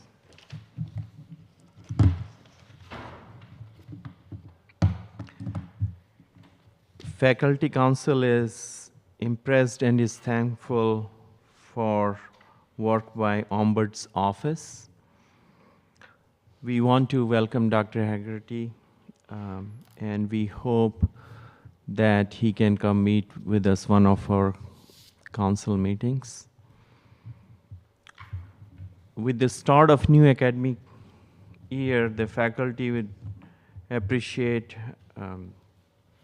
updates on infectious disease mitigation measures. Faculty again request the need for employee tuition reduction for online classes. And the last thing is the language of PM 24, which is Council of Faculty Advisors. It does not seem to be consistent with current structure. And that's all I have in my report. I want to thank you for the time. Appreciate that. Thank you, Doctor. Thank you. The next item on the agenda is the President's report. Mr. President. I want to thank you for the opportunity. My remarks will be organized threefold: people, I'm going to call it property and possibilities around people. Would like to update you that the search is moving forward at LSU Health Science Shreveport for its leader. That committee has been convened. I've been up there a couple of times to meet with the committee. It seems to be moving forward in a positive way. Everyone always asks how long will it take until we find the best person. That's how long it takes. But in general, they can last anywhere from 3 months to a year. You just have no idea. I think this committee is ambitious and will try to go in an expedited fashion, but in the end, it depends on the quality of the individuals who apply. You've already noted, Mr. Chairman, that Matt Lee is now interim at LSU Ag. in the College of Agriculture. That search will be going this year. That's a major search for us, and we hope to have the permanent person in place by the beginning of next academic year. There will be other searches on this campus as well, on the Baton Rouge campus, the Manship School of Mass Communication, the College of Music and Dramatic Arts, and our Law Center all will be searching for their next leaders. The aim in each one of those searches is to have the individual selected and in place by the beginning of next academic year. My colleague just announced one of the major hires that's manifested itself, and that's Dr. Sutherland as Vice President for Academic Affairs at our Health Science Center in New Orleans. She brings an excellent background. I think you all have seen some of it. She's coming from the University of Texas at Galveston, where she's a professor of surgery, nutrition, metabolism, and rehabilitation science. I think it's an outstanding hire. Dr. Nelson's to be commended, and the team there for their search. Thank you for that effort. We also, as some of you may recall, received state funding related to cyber security. That was money that was divided between campuses, Baton Rouge campus and Shreveport. The Baton Rouge campus has no longer has any money left because they moved very quickly to hire 2 outstanding cybersecurity hires from Connecticut and from Maryland, who I believe moved the needle in those states in significant fashion, and to bring 2 at once is sort of the equivalent of getting maybe 4 or 5 five-star quarterbacks. It's just unheard of to be able to hire people of this quality in that time frame, and we're very, very thankful for the state for their appropriation that allowed us to use that as a startup package. Startup package is a huge deal for people in this realm, and we're really excited and hope that because they bring NSF funding and other attributes, they will jumpstart what we do in cyber in a big way. You've already, I believe, been told, but I want to just reaffirm that we hired a new Vice President for Inclusion, Civil Rights, and Title IX, Todd Manuel, who is a LSU Tiger, has a law degree from Southern University, has excellent corporate experience. One of the things I want to acknowledge, when I took this job a year ago, I said I wanted to hire someone who had a health orientation in this area, and he actually has that exact background working in corporations where they're using a health lens to understand environments. And so I was extremely excited when his candidacy manifests itself, and given his skill set, I'm very excited about what he's going to bring to bear in those 3 very big areas. And obviously we just saw a wonderful presentation, which, by the way, I would like to commend my colleague who gave that presentation. That was one of the best I have seen since I've been here in the last year in this area. No offense to anyone who preceded you, but that was excellent. And obviously, he brought a trauma-informed perspective was discussed. It's a health-oriented perspective, and I think to have a leader in that context is really important that they understand a health orientation. Related to property, a couple of things. We took a visit to Shreveport, and I don't know if any of all of you have seen the medical education building going up in Shreveport. It is phenomenal. Really an outstanding facility that I think is going to allow us to provide outstanding education for our folks in that area and who are matriculating in that environment. Here in Baton Rouge, one of the investments from the legislature was around the cyber ROTC space. Ms. Lewis is leading that along with Mr. Lombardo. It is going along in a very good fashion where they are going to lay it out for us for that cyber corridor to be really outstanding. Obviously, this year, we're going to continue to press in around our property and real estate, issues around developing the library. We were giving money, get that design process going, and there will be other proposals related to our physical infrastructure that will both meet our new needs and also get us off of some of the problems we have with respect to deferred maintenance, getting twofers every time we can in terms of the design of our physical property in the LSU portfolio. So it's a very exciting time on the real estate front, and I look forward to seeing that improve. With respect to possibilities, Wanted to highlight a couple of things. We are playing a football game in probably 30 days, and I know everyone's focused on Florida State. Actually, though, the game that has the interesting possibilities for me is the Southern LSU game. We are having conversations about the A&M agenda with Southern in partnership, building a strong A&M agenda between the two institutions. It's very important for the state. And we're excited that the football game is really just a symbolic index, if you will, of what I hope to be a much broader intellectual partnership going forward. Related to that, the strategic planning process continues, and it's been moving along at a great pace. Colleagues have many fine ideas, probably more than we can fund, so that we'll have to be very particular about which ones we select, but it's been very exciting to see the totality of our system engaging around ideas to make us a better place.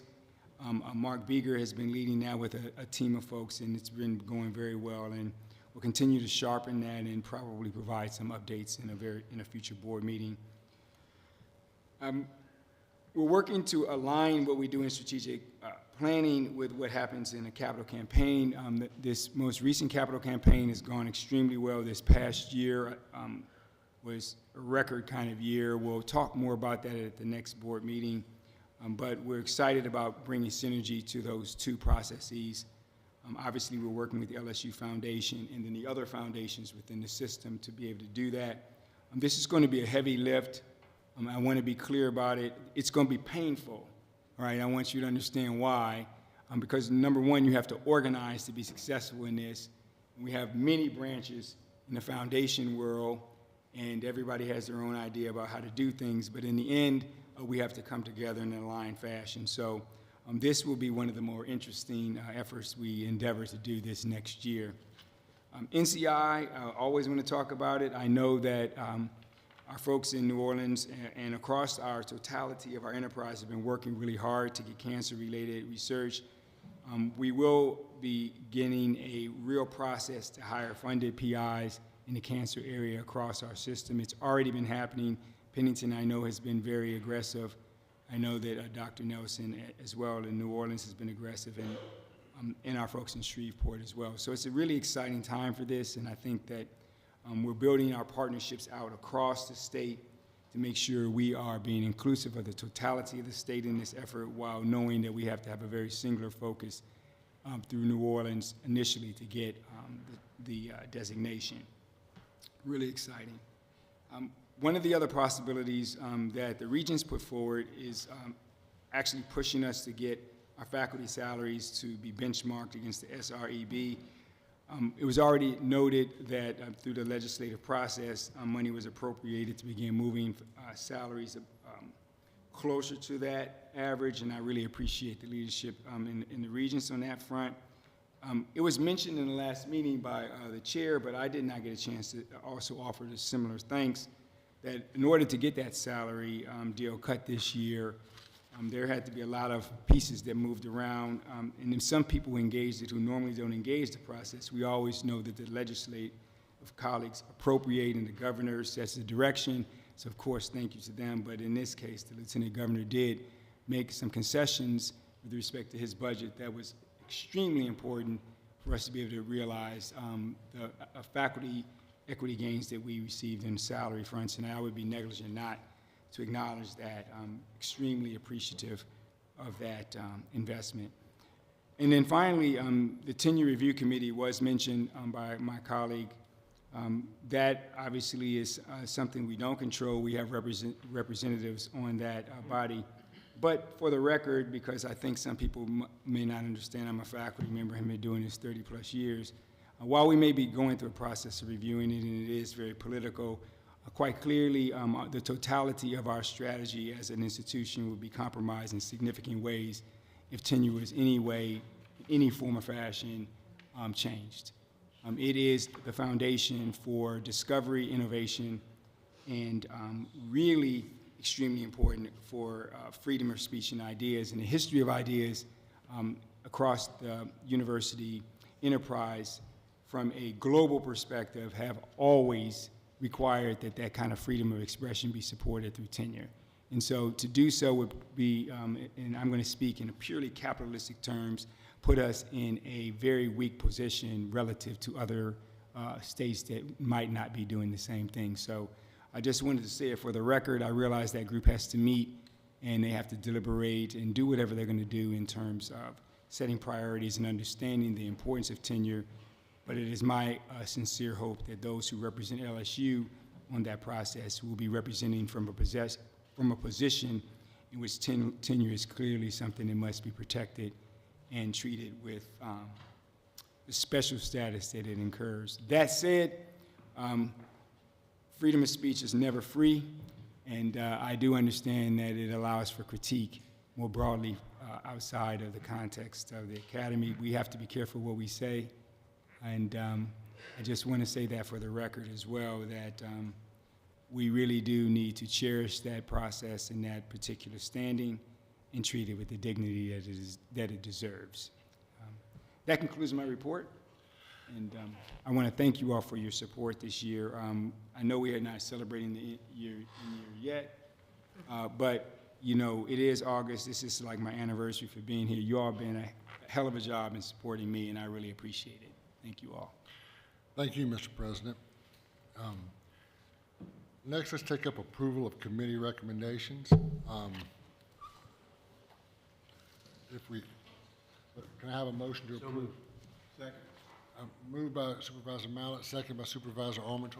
Without objection, any recommendations are approved. Next is the Chancellor's reports. Dr. Kerwin. Thank you. Thanks for the opportunity to speak to the board today. I've got a few updates from Pennington. First is to inform you of a convening that Pennington held on June 12th in preparation for the upcoming White House Conference on Health, Hunger, and Nutrition. This is, I believe it's going to be a very important conference that will be policy forming for the nation. So we were very happy to organize this. We had, well, over 70 folks participate. It included an opening address from Governor John Bell Edwards. We had representation from our congressional delegation. We put together a 2-hour webinar, 60-page document submitted to the White House to represent the Louisiana convening and our position on health, nutrition, and hunger. So we hope to hear more on that in the coming weeks. That conference is actually scheduled for September, but no date has been actually set, which is an interesting event in and of itself. So we're waiting for that to happen. I informed you last time about Justin Brown and Steve Hamesfield's success in the cancer field, and this is important in terms of the NCI designation. Dr. Brown had 2 additional successes since we last met. He has added an R01 and a U01 NIH grant from NCI to his portfolio, which is, you have to appreciate these grants are the coin of the realm in the NCI application, and by my best guess, we need probably 20 of those within the system here to be able to apply for the NCI designation. So this takes us a step closer, actually 2 steps closer to that process. And that's a total award of $8.2 million in NCI grants. One of our younger investigators, Amanda Stiano, has been featured in JAMA Pediatrics for her work on pediatric obesity. I bring that up because her work is also part of our new Grow Healthy program, which is a state-funded program to address childhood obesity from cradle to adolescence. And that is a program that just kicked off, and I hope to work with partners around this table to move that forward in the state over the coming year. That's my report. Thank you, Dr. Kerwin, and thank you for your remarks, particularly about the collaboration. It's much appreciated. Dr. Lewis, report. Thank you, Mr. Chairman. Let me start off with academics. We welcomed 150 new medical students on last Friday. 140 of those students are from here in Louisiana. Of the 10 that are not from Louisiana, almost all of those have roots from Louisiana. And so we're very excited about this group, the highest MCAT and the highest GPA that we've ever had at our institution. Dr. Tate mentioned the new building. It is currently about 54% complete and is scheduled to open in approximately a year. And so, once again, this will be a game changer for us. I want to give a big shout out to our diversity group for the initiatives that they've undertaken. Dr. Tebow, Dr. Pierre, who's in the audience. Their pipeline programs have had national recognition from a number of different sources. We have some great programs up there, and they're producing results, and these are getting recognized throughout this country, and I want to give them a big shout out for that. Our research continues to progress. We have several new investigators that have joined our group, I believe 4 since our last meeting. Along with a number of new grants, so that continues to move forward. Clinically, I mentioned last time that with the nursing shortage and COVID and everything that's going on there, that our hospital has had to reduce bed capacity. That's going on throughout North Louisiana. I'm happy to say that we've had about a 10% increase in the number of beds at our institution. However, we are still down about 20%. This is all related to just the nursing shortage and our inability to be able to have enough nurses. We have hired a number, and that's moving forward. We did obviously have a new group of residents and fellows that joined us July the 1st. So this time of year is always a very, very exciting time for us. That concludes my report, Chairman Starnes. Thank you very much, Dr. Lewis. Dr. Nelson? Thank you. So I'll mention a few things about recruitment that have already been mentioned. We recently recruited a new dean for the School of Dentistry, Dr. Angelo Mariotti. He was the professor and chair at Ohio State University and got his DDS and a PhD in pharmacology from West Virginia University. As President Tate noted, we just recruited Dr. Janet Sutherland, DDS, MPH, and a PhD, all from North Carolina, Chapel Hill, who most recently is working actually with our husband, who's Charles Mouton, who's the Dean and Vice President, I know very well at UTMB. She's the Vice President for Interprofessional Education, Institutional Effectiveness, and Health Education. And one of the interesting things I've been exploring with her and her husband is whether or not we could develop an aerospace medicine program here at LSU. There's actually only 5 in the country, 1 in the Navy, 1 in the Air Force, and I think 1 in the Army, not in the Marines, sorry. And it's a very unique opportunity, and I think many of you know, several years ago, we recruited a female astronaut to the internal medicine service here in Baton Rouge, Dr. Chancellor. Her husband is actually a professor of aerospace physiology, or I think, right, or astrophysics here at LSU. So this would be a unique opportunity for us to develop this program. And once I had a conversation with Dr. Kerwin about nutrition and space travel and whatnot, so there might be a unique possibility here. We also recruited a new chair of surgery, Valentine Newsom, who's a professor of surgery and clinical translational sciences from the University of Arizona, received his MD from the University of Illinois in Chicago, did his training at UT Southwestern and the Cleveland Clinic. So obviously very well trained. And we have a search underway now for the chair of pediatrics, which have several really outstanding candidates so far. In terms of infrastructure, in the fall, we're going to open up the Center for Advanced Learning and Simulation, very similar to the program that's going on in Shreveport. That's a $60 million project, and so the investment was split between the state and the School of Medicine. We are about to start the medical education renovation, which we're really excited about. This building is about 40 years old in terms of its lab infrastructure.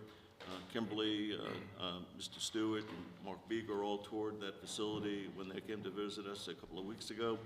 And that's a $70 million renovation, which will totally transform our research capabilities and should be done completely, well, do all 3 floors at one time for 3 years. And we also are about to finish our CSRB addition. That's the Clinical Sciences Research Building. This was destroyed during Katrina. It's taken 15 years to get this done. That's a $110 million FEMA project and will double our capacity in terms of animal research. We also, as I mentioned last time, secured $2 million for new dental chairs in the dental school from the legislature, with help from Annette Dradi, Jason's better half, who's also very influential with the Louisiana Dental Association, our support from Dr. Carroll over here, and we also got $500,000 for the dental program in hygiene that we started at LSU Alexandria. I mentioned last time that we started this early admission program with Xavier University. I mentioned as well that I had a conversation with Secretary Courtney Phillips at DHH that she might be able to provide $1.6 million for support for some of these students, and that indeed looks like it's going to happen. We'll know that for sure within another couple of weeks. The contract's being negotiated now. I also had conversations with Xavier about their medical school. As you may have read, President Ferret has said that he wanted to start a medical school at Xavier. I had a conversation with several people at Xavier, actually several years ago, with Norman Francis. They weren't really ready at this time, about doing something that Drew has done with UCLA, where they do a sort of a specialized track for those students. They get a UCLA degree, but in terms of putting those students, it sort of helps them prepare to actually apply for their independent medical school, which they're actually Drew's doing right now. So we're carrying on conversations with them. In terms of NCI, we have now engaged a search firm that's being paid for by LCMC to look for population health leaders, clinical research, and also community outreach and engagement. And Dr. John Stewart, who's leading this effort, has already formulated several committees to get things going as well. And we look forward to President Tate's going to be visiting us on August 10th and 11th. And that's my report. Thank you, Dr. Nelson. It's very exciting about moving forward on those NCI projects. Thank you. Chancellor Carroll. Thank you very much. Nicole was kind enough to let me put at your desk my current Chancellor's report that I do quarterly for our supporters. A few highlights that I'd like to mention. I think you all got an invitation to the ribbon cutting for our infrastructure drainage project. Last June, y'all were on campus for the groundbreaking with the governor, and we're wrapping it up now, which should be completed in the next couple of weeks, and we'll have a ribbon cutting on September 12th. We also recently received a $600,000 donation from the Alexandria Business Foundation, which is made up of several of the large businesses in the Rapides Parish area. We're going to ask for a match from the Board of Regents, and we're going to start a chair in business for accounting. And so that donation has been received, and we're very appreciative of the business community in Alexandria. The LED recently provided a grant to us as well. We had put in the legislature a request for funding for a technology innovation center. It was in the budget at one time, then it got taken out. But we did meet. We have 6 senators in Rapides Parish, which is kind of unique. So I count them all as my senator. And they met with Don Pearson, and we recently received $560,000 technology grant to help us with our aviation program, our robotics program, and STEM education, all priorities that we know that President Tate has in Scholarship First and cybersecurity as well. So we're pretty excited about that, and I want to thank Governor Edwards for supporting that as well. We are going to start our first class for the students with developmental disabilities. As you've heard in the past, we're the only program north of Interstate 10 that will be started for these students that can get a college experience on a university campus, even though they may not qualify to take courses for credit. And we are going to have a groundbreaking for the Student Success Center. I want to thank the board, all of you, Wayne, all of you, Mr. Chair, President Tate, for supporting the appropriation we received for the Student Success Center. Our foundation raised $5 million, and then we got the remaining funds appropriated this year, so we're going to have a groundbreaking, and hopefully Valencia will be for the meeting in February. And we're trying to make it, if you're going to have the board meeting on campus, we'll try to do it at the same time.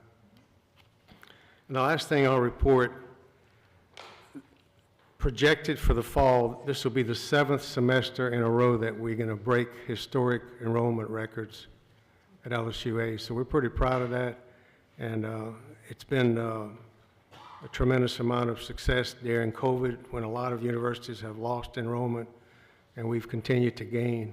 So we're pretty proud of that. I want to tell you, the faculty and staff are working very, very hard to recruit students throughout the state. The only parish we have a student from is from Madison, so I'm going to be traveling to Madison Parish to get a student as soon as I can. Thank you all. Thank you, Chancellor. And Vice Chancellor Hamlin, you have Eunice. Thank you, Mr. Chairman. We have recently received program success rates for nursing examinations, and we're proud to have a 96.7% first-time pass rate for nursing accreditation, so we're trying to help our colleagues that are fighting for nurses.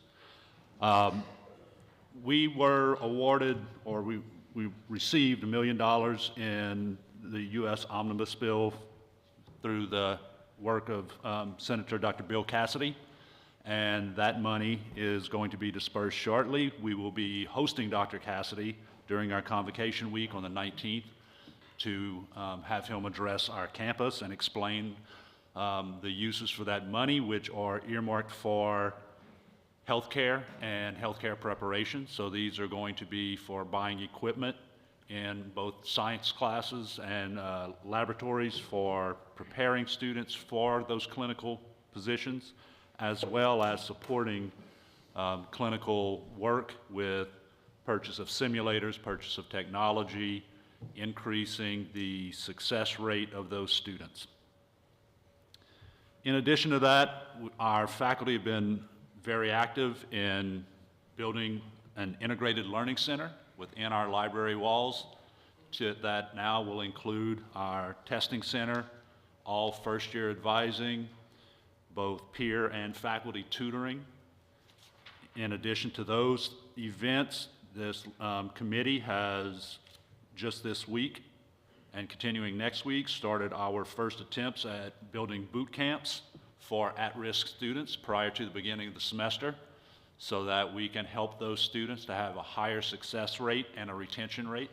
So we are very excited about those efforts as we prepare for the state-mandated co-requisite delivery model, which will start next year. So we are trying to get out a year ahead of that. And lastly, we've had lots of community engagement events, both recently this summer and coming up in the next week or two. We've been very engaged with youth in the area with athletic summer camps in multiple sports: basketball, baseball, softball, soccer. And that's been a very positive experience coming out of the pandemic. In late July, we also held our first annual Authors Expo for local Louisiana authors, and we were able to attract over 20 authors to LSUE to give writing classes and read excerpts from their books and so forth. And we were very encouraged by that event and hope to grow it further. And lastly, on the 13th of August, we're partnering with a community partner for a group that mentors mostly young men called Guns Down, Power Up. And its message is that by engaging and mentoring young youth, we can keep them out of trouble that they may get into. So this will be a day again within our library's integrated learning center of teaching young men to learn how to play the game of chess while also mentoring and guiding them on pathways to life fulfillment that is going to keep them out of the streets, out of jail, and hopefully get them into LSUE eventually. Mr. Chairman, that's my report. Thank you, Provost. Yes, Can you give an update? Where's the nursing slots right now? The last cohort that we had was, the ones that just graduated spring were class of 30. We are also going to be starting our nights and weekend cohort this fall. That's going to be another, I believe, 20 slots. And we have 30 additional slots in our other cohort right now. So I believe we have capacity for 80 and hopefully 90 as we move forward. So our first new additional cohort will be the nights and weekend cohort that's in its first year. So y'all have increased the slots? We have been able to, again, with the money that we received and from Ochsner's with that partnership, that they were able to help support some faculty lines for this night and weekend cohort, which is a non-traditional path for working adults, LPNs that are needed in the hospitals right now to be able to advance their careers. So that's where the numbers have been able to advance from. Were we all able to get any of the money that the Board of Regents had allocated to help the nursing program? There was capacitation money, which we were eligible for. I cannot tell you how much of it we've gotten. I have to defer to my Dean of Nursing and find that out for you and get back to you. So now y'all push y'all slots to 90. What's your goal beyond that, or do you have one?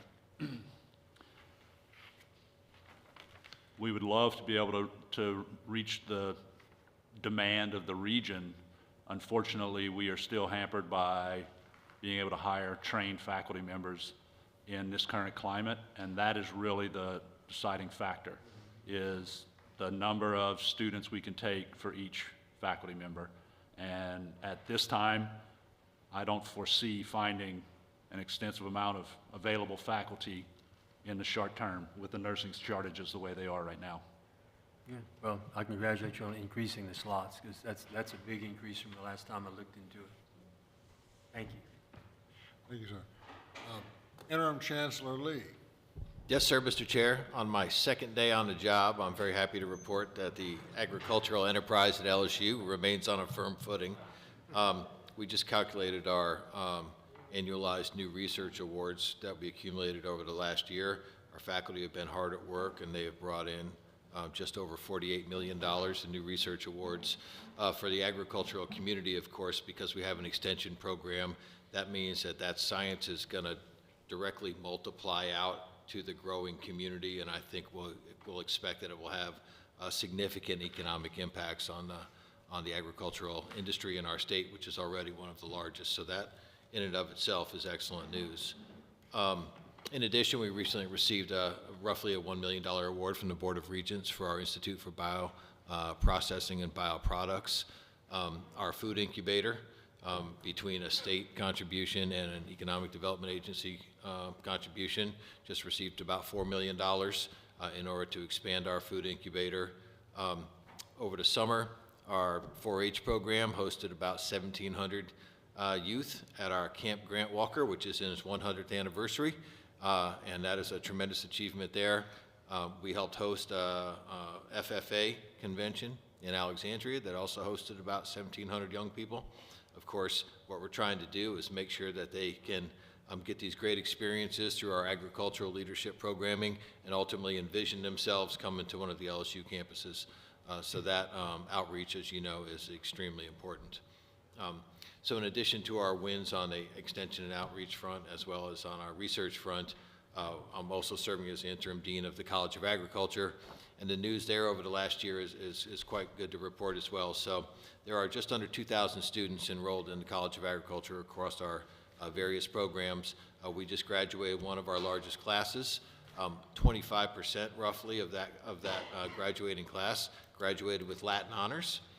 In addition, as you know, our most outstanding students in the university are identified through our Tiger 12 program, and fully 1/4 of the Tiger 12 came from the College of Agriculture, and that's because we don't just educate people, we prepare leaders, and we're very proud of that, and we're doing an excellent job at it. So again, that's the report on day 2. I'm very excited. I appreciate the faith that the President has put in me to step in and undertake this role. I've been very, very warmly received by the staff at the Ag Center and in the college. I did deliver an organization-wide report this morning throughout the statewide enterprise. We had more than 300 people signed on, and they're engaging at a high rate, and I'm about to do a statewide tour and do some receptions and make sure I get to know the folks at our experiment stations and our cooperative extension stations, demonstrate my appreciation for them. I've already met with the leadership at the Farm Bureau of Ag Leadership Louisiana, and they all are emphasizing to me how important our agricultural operations are to their success, and I'm assuring them that we are in partnership and that we're working to do what we can to ensure that we have a very, very profitable agricultural enterprise in the state. Thank you, sir. Thank you, Interim Chancellor Lee. I appreciate your leadership, and I agree with you. We have to get ag right. It is absolutely intrinsic to what we do at LSU, and particularly ag extension. That's our 64 parish outreach. That's how most of the people in Louisiana interact with us, and it's important that we do good things there and have a positive image for the school through our ag extension. Absolutely. Chancellor Clark, I received your note, and I appreciate it very much. Thank you, sir. Thank you. And what's going on at LSUS? Let me echo what you've heard already from President Tate and the faculty member who spoke to you earlier this morning or this afternoon. At LSU Shreveport, like the rest of us up here, our faculty for the second year received a pay raise thanks to the state. And between 2008 and up until last year, we'd only had 2 pay raises in that time. They're very small. 3% was the highest. And now, for the last 2 years, a faculty member could receive as much as 8.4% over the 2 years. Now, we capped at the very high end of faculty, but 8.4% over 2 years. Now, I understand, I've already been told by some faculty that inflation's going faster than that and problems. I get that. But that's a huge investment the state made. It made it across the board here with all of us. And that is really, really important as we seek to have faculty focused on serving our students. And, you know, we've had the pandemic. It's impacted our students. There's no question. I hear all the time from our support people that are in the counseling office about the students and the level of anxiety. Students that you could not believe could have a level of anxiety that do. Students who traditionally don't with anxiety. It's very real. And so I was very pleased. Our Student Success Center the last 2 days has had a leadership forum, and over 40 student leaders gave up 2 days of their summer to be in it the last 2 days. And they're very, very much, the message is, as I've heard back, is they want to recognize the pandemic's not gone away. It surely is not. And we all know people that are having the pandemic or the COVID recently, including on our campus. But the students are ready. They're ready to try to make a difference again. And I think that's going to be true across all of our campuses on A&M as well, that students are really wanting to be a part of it again in a very proactive way. And so I'm encouraged by that, and I just start with those 2 things. I would like to say also that, give my thanks to David Lewis. President Tate gave a speech at the Rotary Club in Shreveport back on June 14th, and he talked about different things in regard to collaboration, some co-location ideas and things, well received by the community. But David and his faculty and team were already in discussions with us, but since then they've even been even greater. There's some exciting things that we're working on, and I look forward in the future months to be sharing more with you as we develop those. We are also, I left for both President Tate and Chairman Starnes, we hosted on July 22nd the Nuclear Triad Symposium. That is done, the Pentagon, for purposes, doesn't officially put it on because they want to be able to say they don't. But we had from the Navy, their Admiral 3-star and 2-stars who are head of nuclear weapons for the Navy came in virtual. We had, from the Pentagon, we had 4- and 5-star generals. We had a 4-star general there from Barksdale in attendance. We did the program both virtually for the Air Force and Navy, and also for those in attendance. There were over 120 came into Shreveport for it, and it was a terrific program that we did with them, putting it on. In the this spring, we did for the Air Force, they had a program on diversity, in particular women in the Air Force. And we had over 120 people flew in, and we did that conference for also, where we did it both virtual and doing it in person. And Friday, I'll be with the 4-star general at Barksdale. They love these kind of programs we're doing for them. The level, I've got a really, really good events team. You've been there to Shreveport, you've experienced what we do. But we didn't miss a single one of the people that we were getting coming in from all sorts of different directions that we were coordinating. And again, they had to be able to be heard by the audience and virtually as well by how it was done. We didn't drop a single link during the conference. And so it was just terrific what we were doing with that. And the LSU name was out there all the way for those who participated with it. And so we were very pleased that that has happened. And finally, we were very pleased that the state saw to it, and thank you to President Tate for the $2.5 million that we have for cybersecurity. We're working with Greg Trahan here. There's a company in Shreveport, Precies, who just received a $950 million contract from the federal government. So we're looking in ways in which we can leverage that, and we're very excited about some of those opportunities as well. Thank you. Thank you, Mr. Chancellor. Yes, Supervisor. As Chairman of the Governmental Affairs, I have never had the opportunity to thank y'all's participation in the legislative initiative. I think it was very successful. When you start talking about those pay raises, the way y'all came together and worked with us in doing those things, we have to continue to do that. And if we do, we'll be more successful as we go. But I just want to thank all of y'all for working as a team, an LSU team, not separate of each other. Well, and we have to say thank you as well when that happens, when the legislature comes through like they have for the pay raises. And the next year, it may not be as easy for it to do for permanent. But for 2 years, 8.4%, that's a very significant commitment from this state that's been done. Well, I think if we continue to work what we did, keep working on Mike, let's do it. Build those relationships. Let's do it. I think we can still get it done. At least we're going to try. Let's do it. But I want to thank y'all for y'all did a great job. Some of the functions y'all put on, it was very impressive, and I think that it helped us in the legislative. And I want to also thank the president for his leadership in allowing government affairs and participating in what we did. I know there was some people didn't think it would work, but I think we proved them wrong, and I think we should continue on. But thank y'all so much. I appreciate y'all. Mr. President. I just wanted to take an opportunity. I would have normally done it during my president's report, but I mentioned that we had new hires, and Provost Haggerty gave a report, so we treat him as he's new, like he's been here a long time. But he's only been here since August 1 officially. And so I just want to welcome our new provost, who's coming to us from Oregon State University, where he was Dean of Science. I'm a scientist, obviously, one who has a background that's very much germane to the Pentagon that we've been discussing with respect to energy and agriculture. He's a man of the land and understanding the geology of our terrain, and it's extremely important to have that kind of background, but I always appreciated while he was interviewing how he was very excited about the humanities and other areas of scholarship and study, being a true intellectual. And so I just wanted to take an opportunity, and thank you, sir, for providing it, to welcome you and look forward to working with you. Thank you. I would be remiss if I did not thank the chairman for all the work. Me and him worked closely together, and Remy's been a great chairman. Every initiative that I tried to start, he was 100% with me.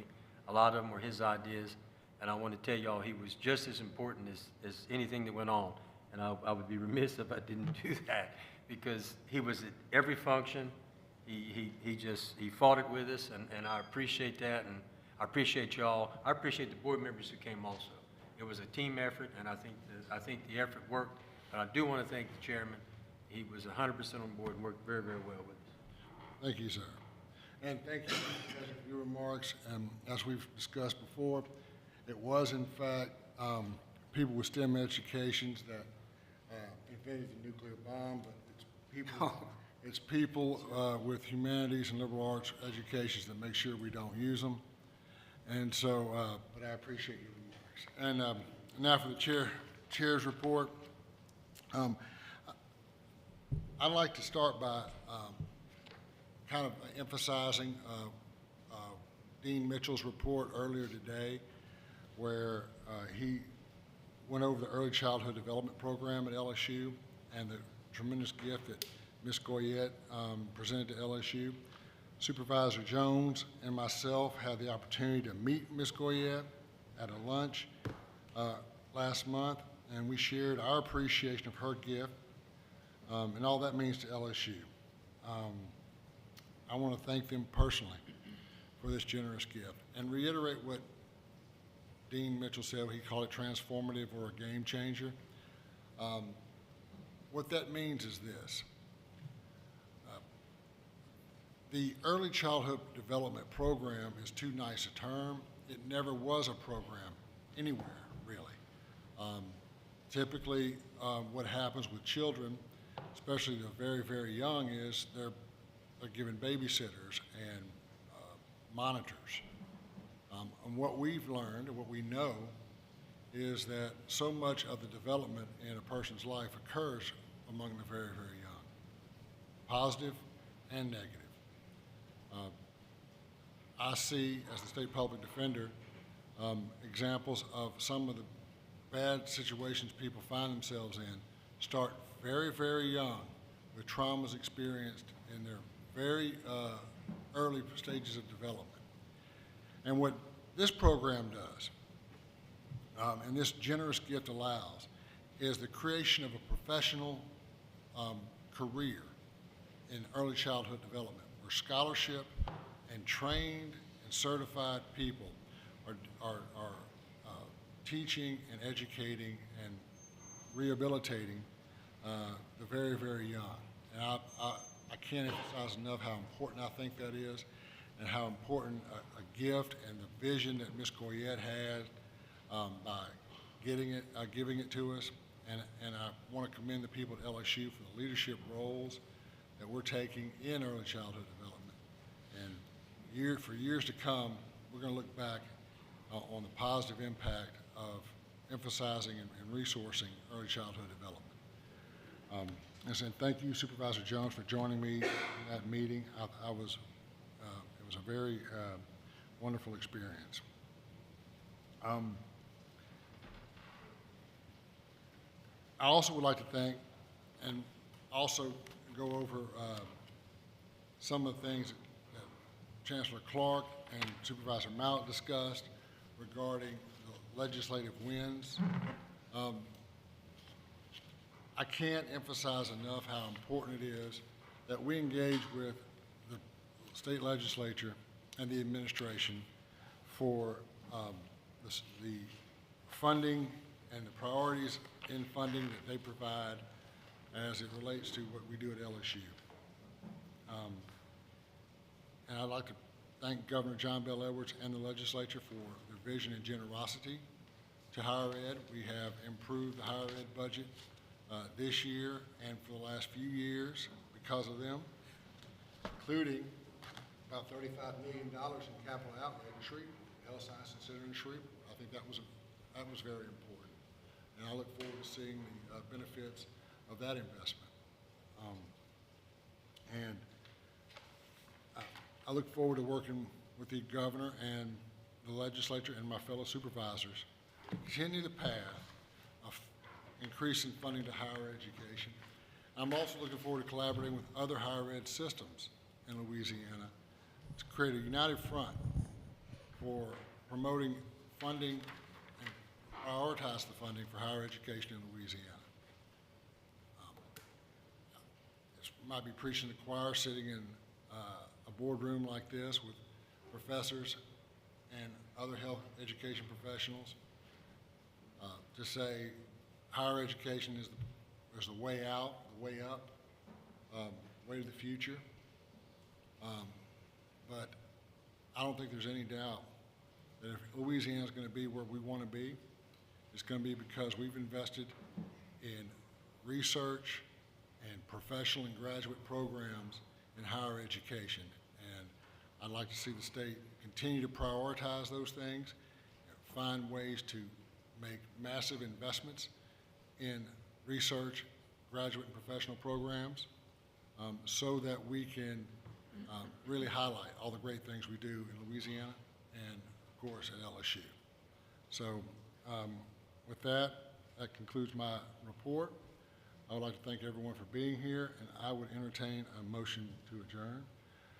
Mr. Zuschlag, without objection, we are adjourned for LSU.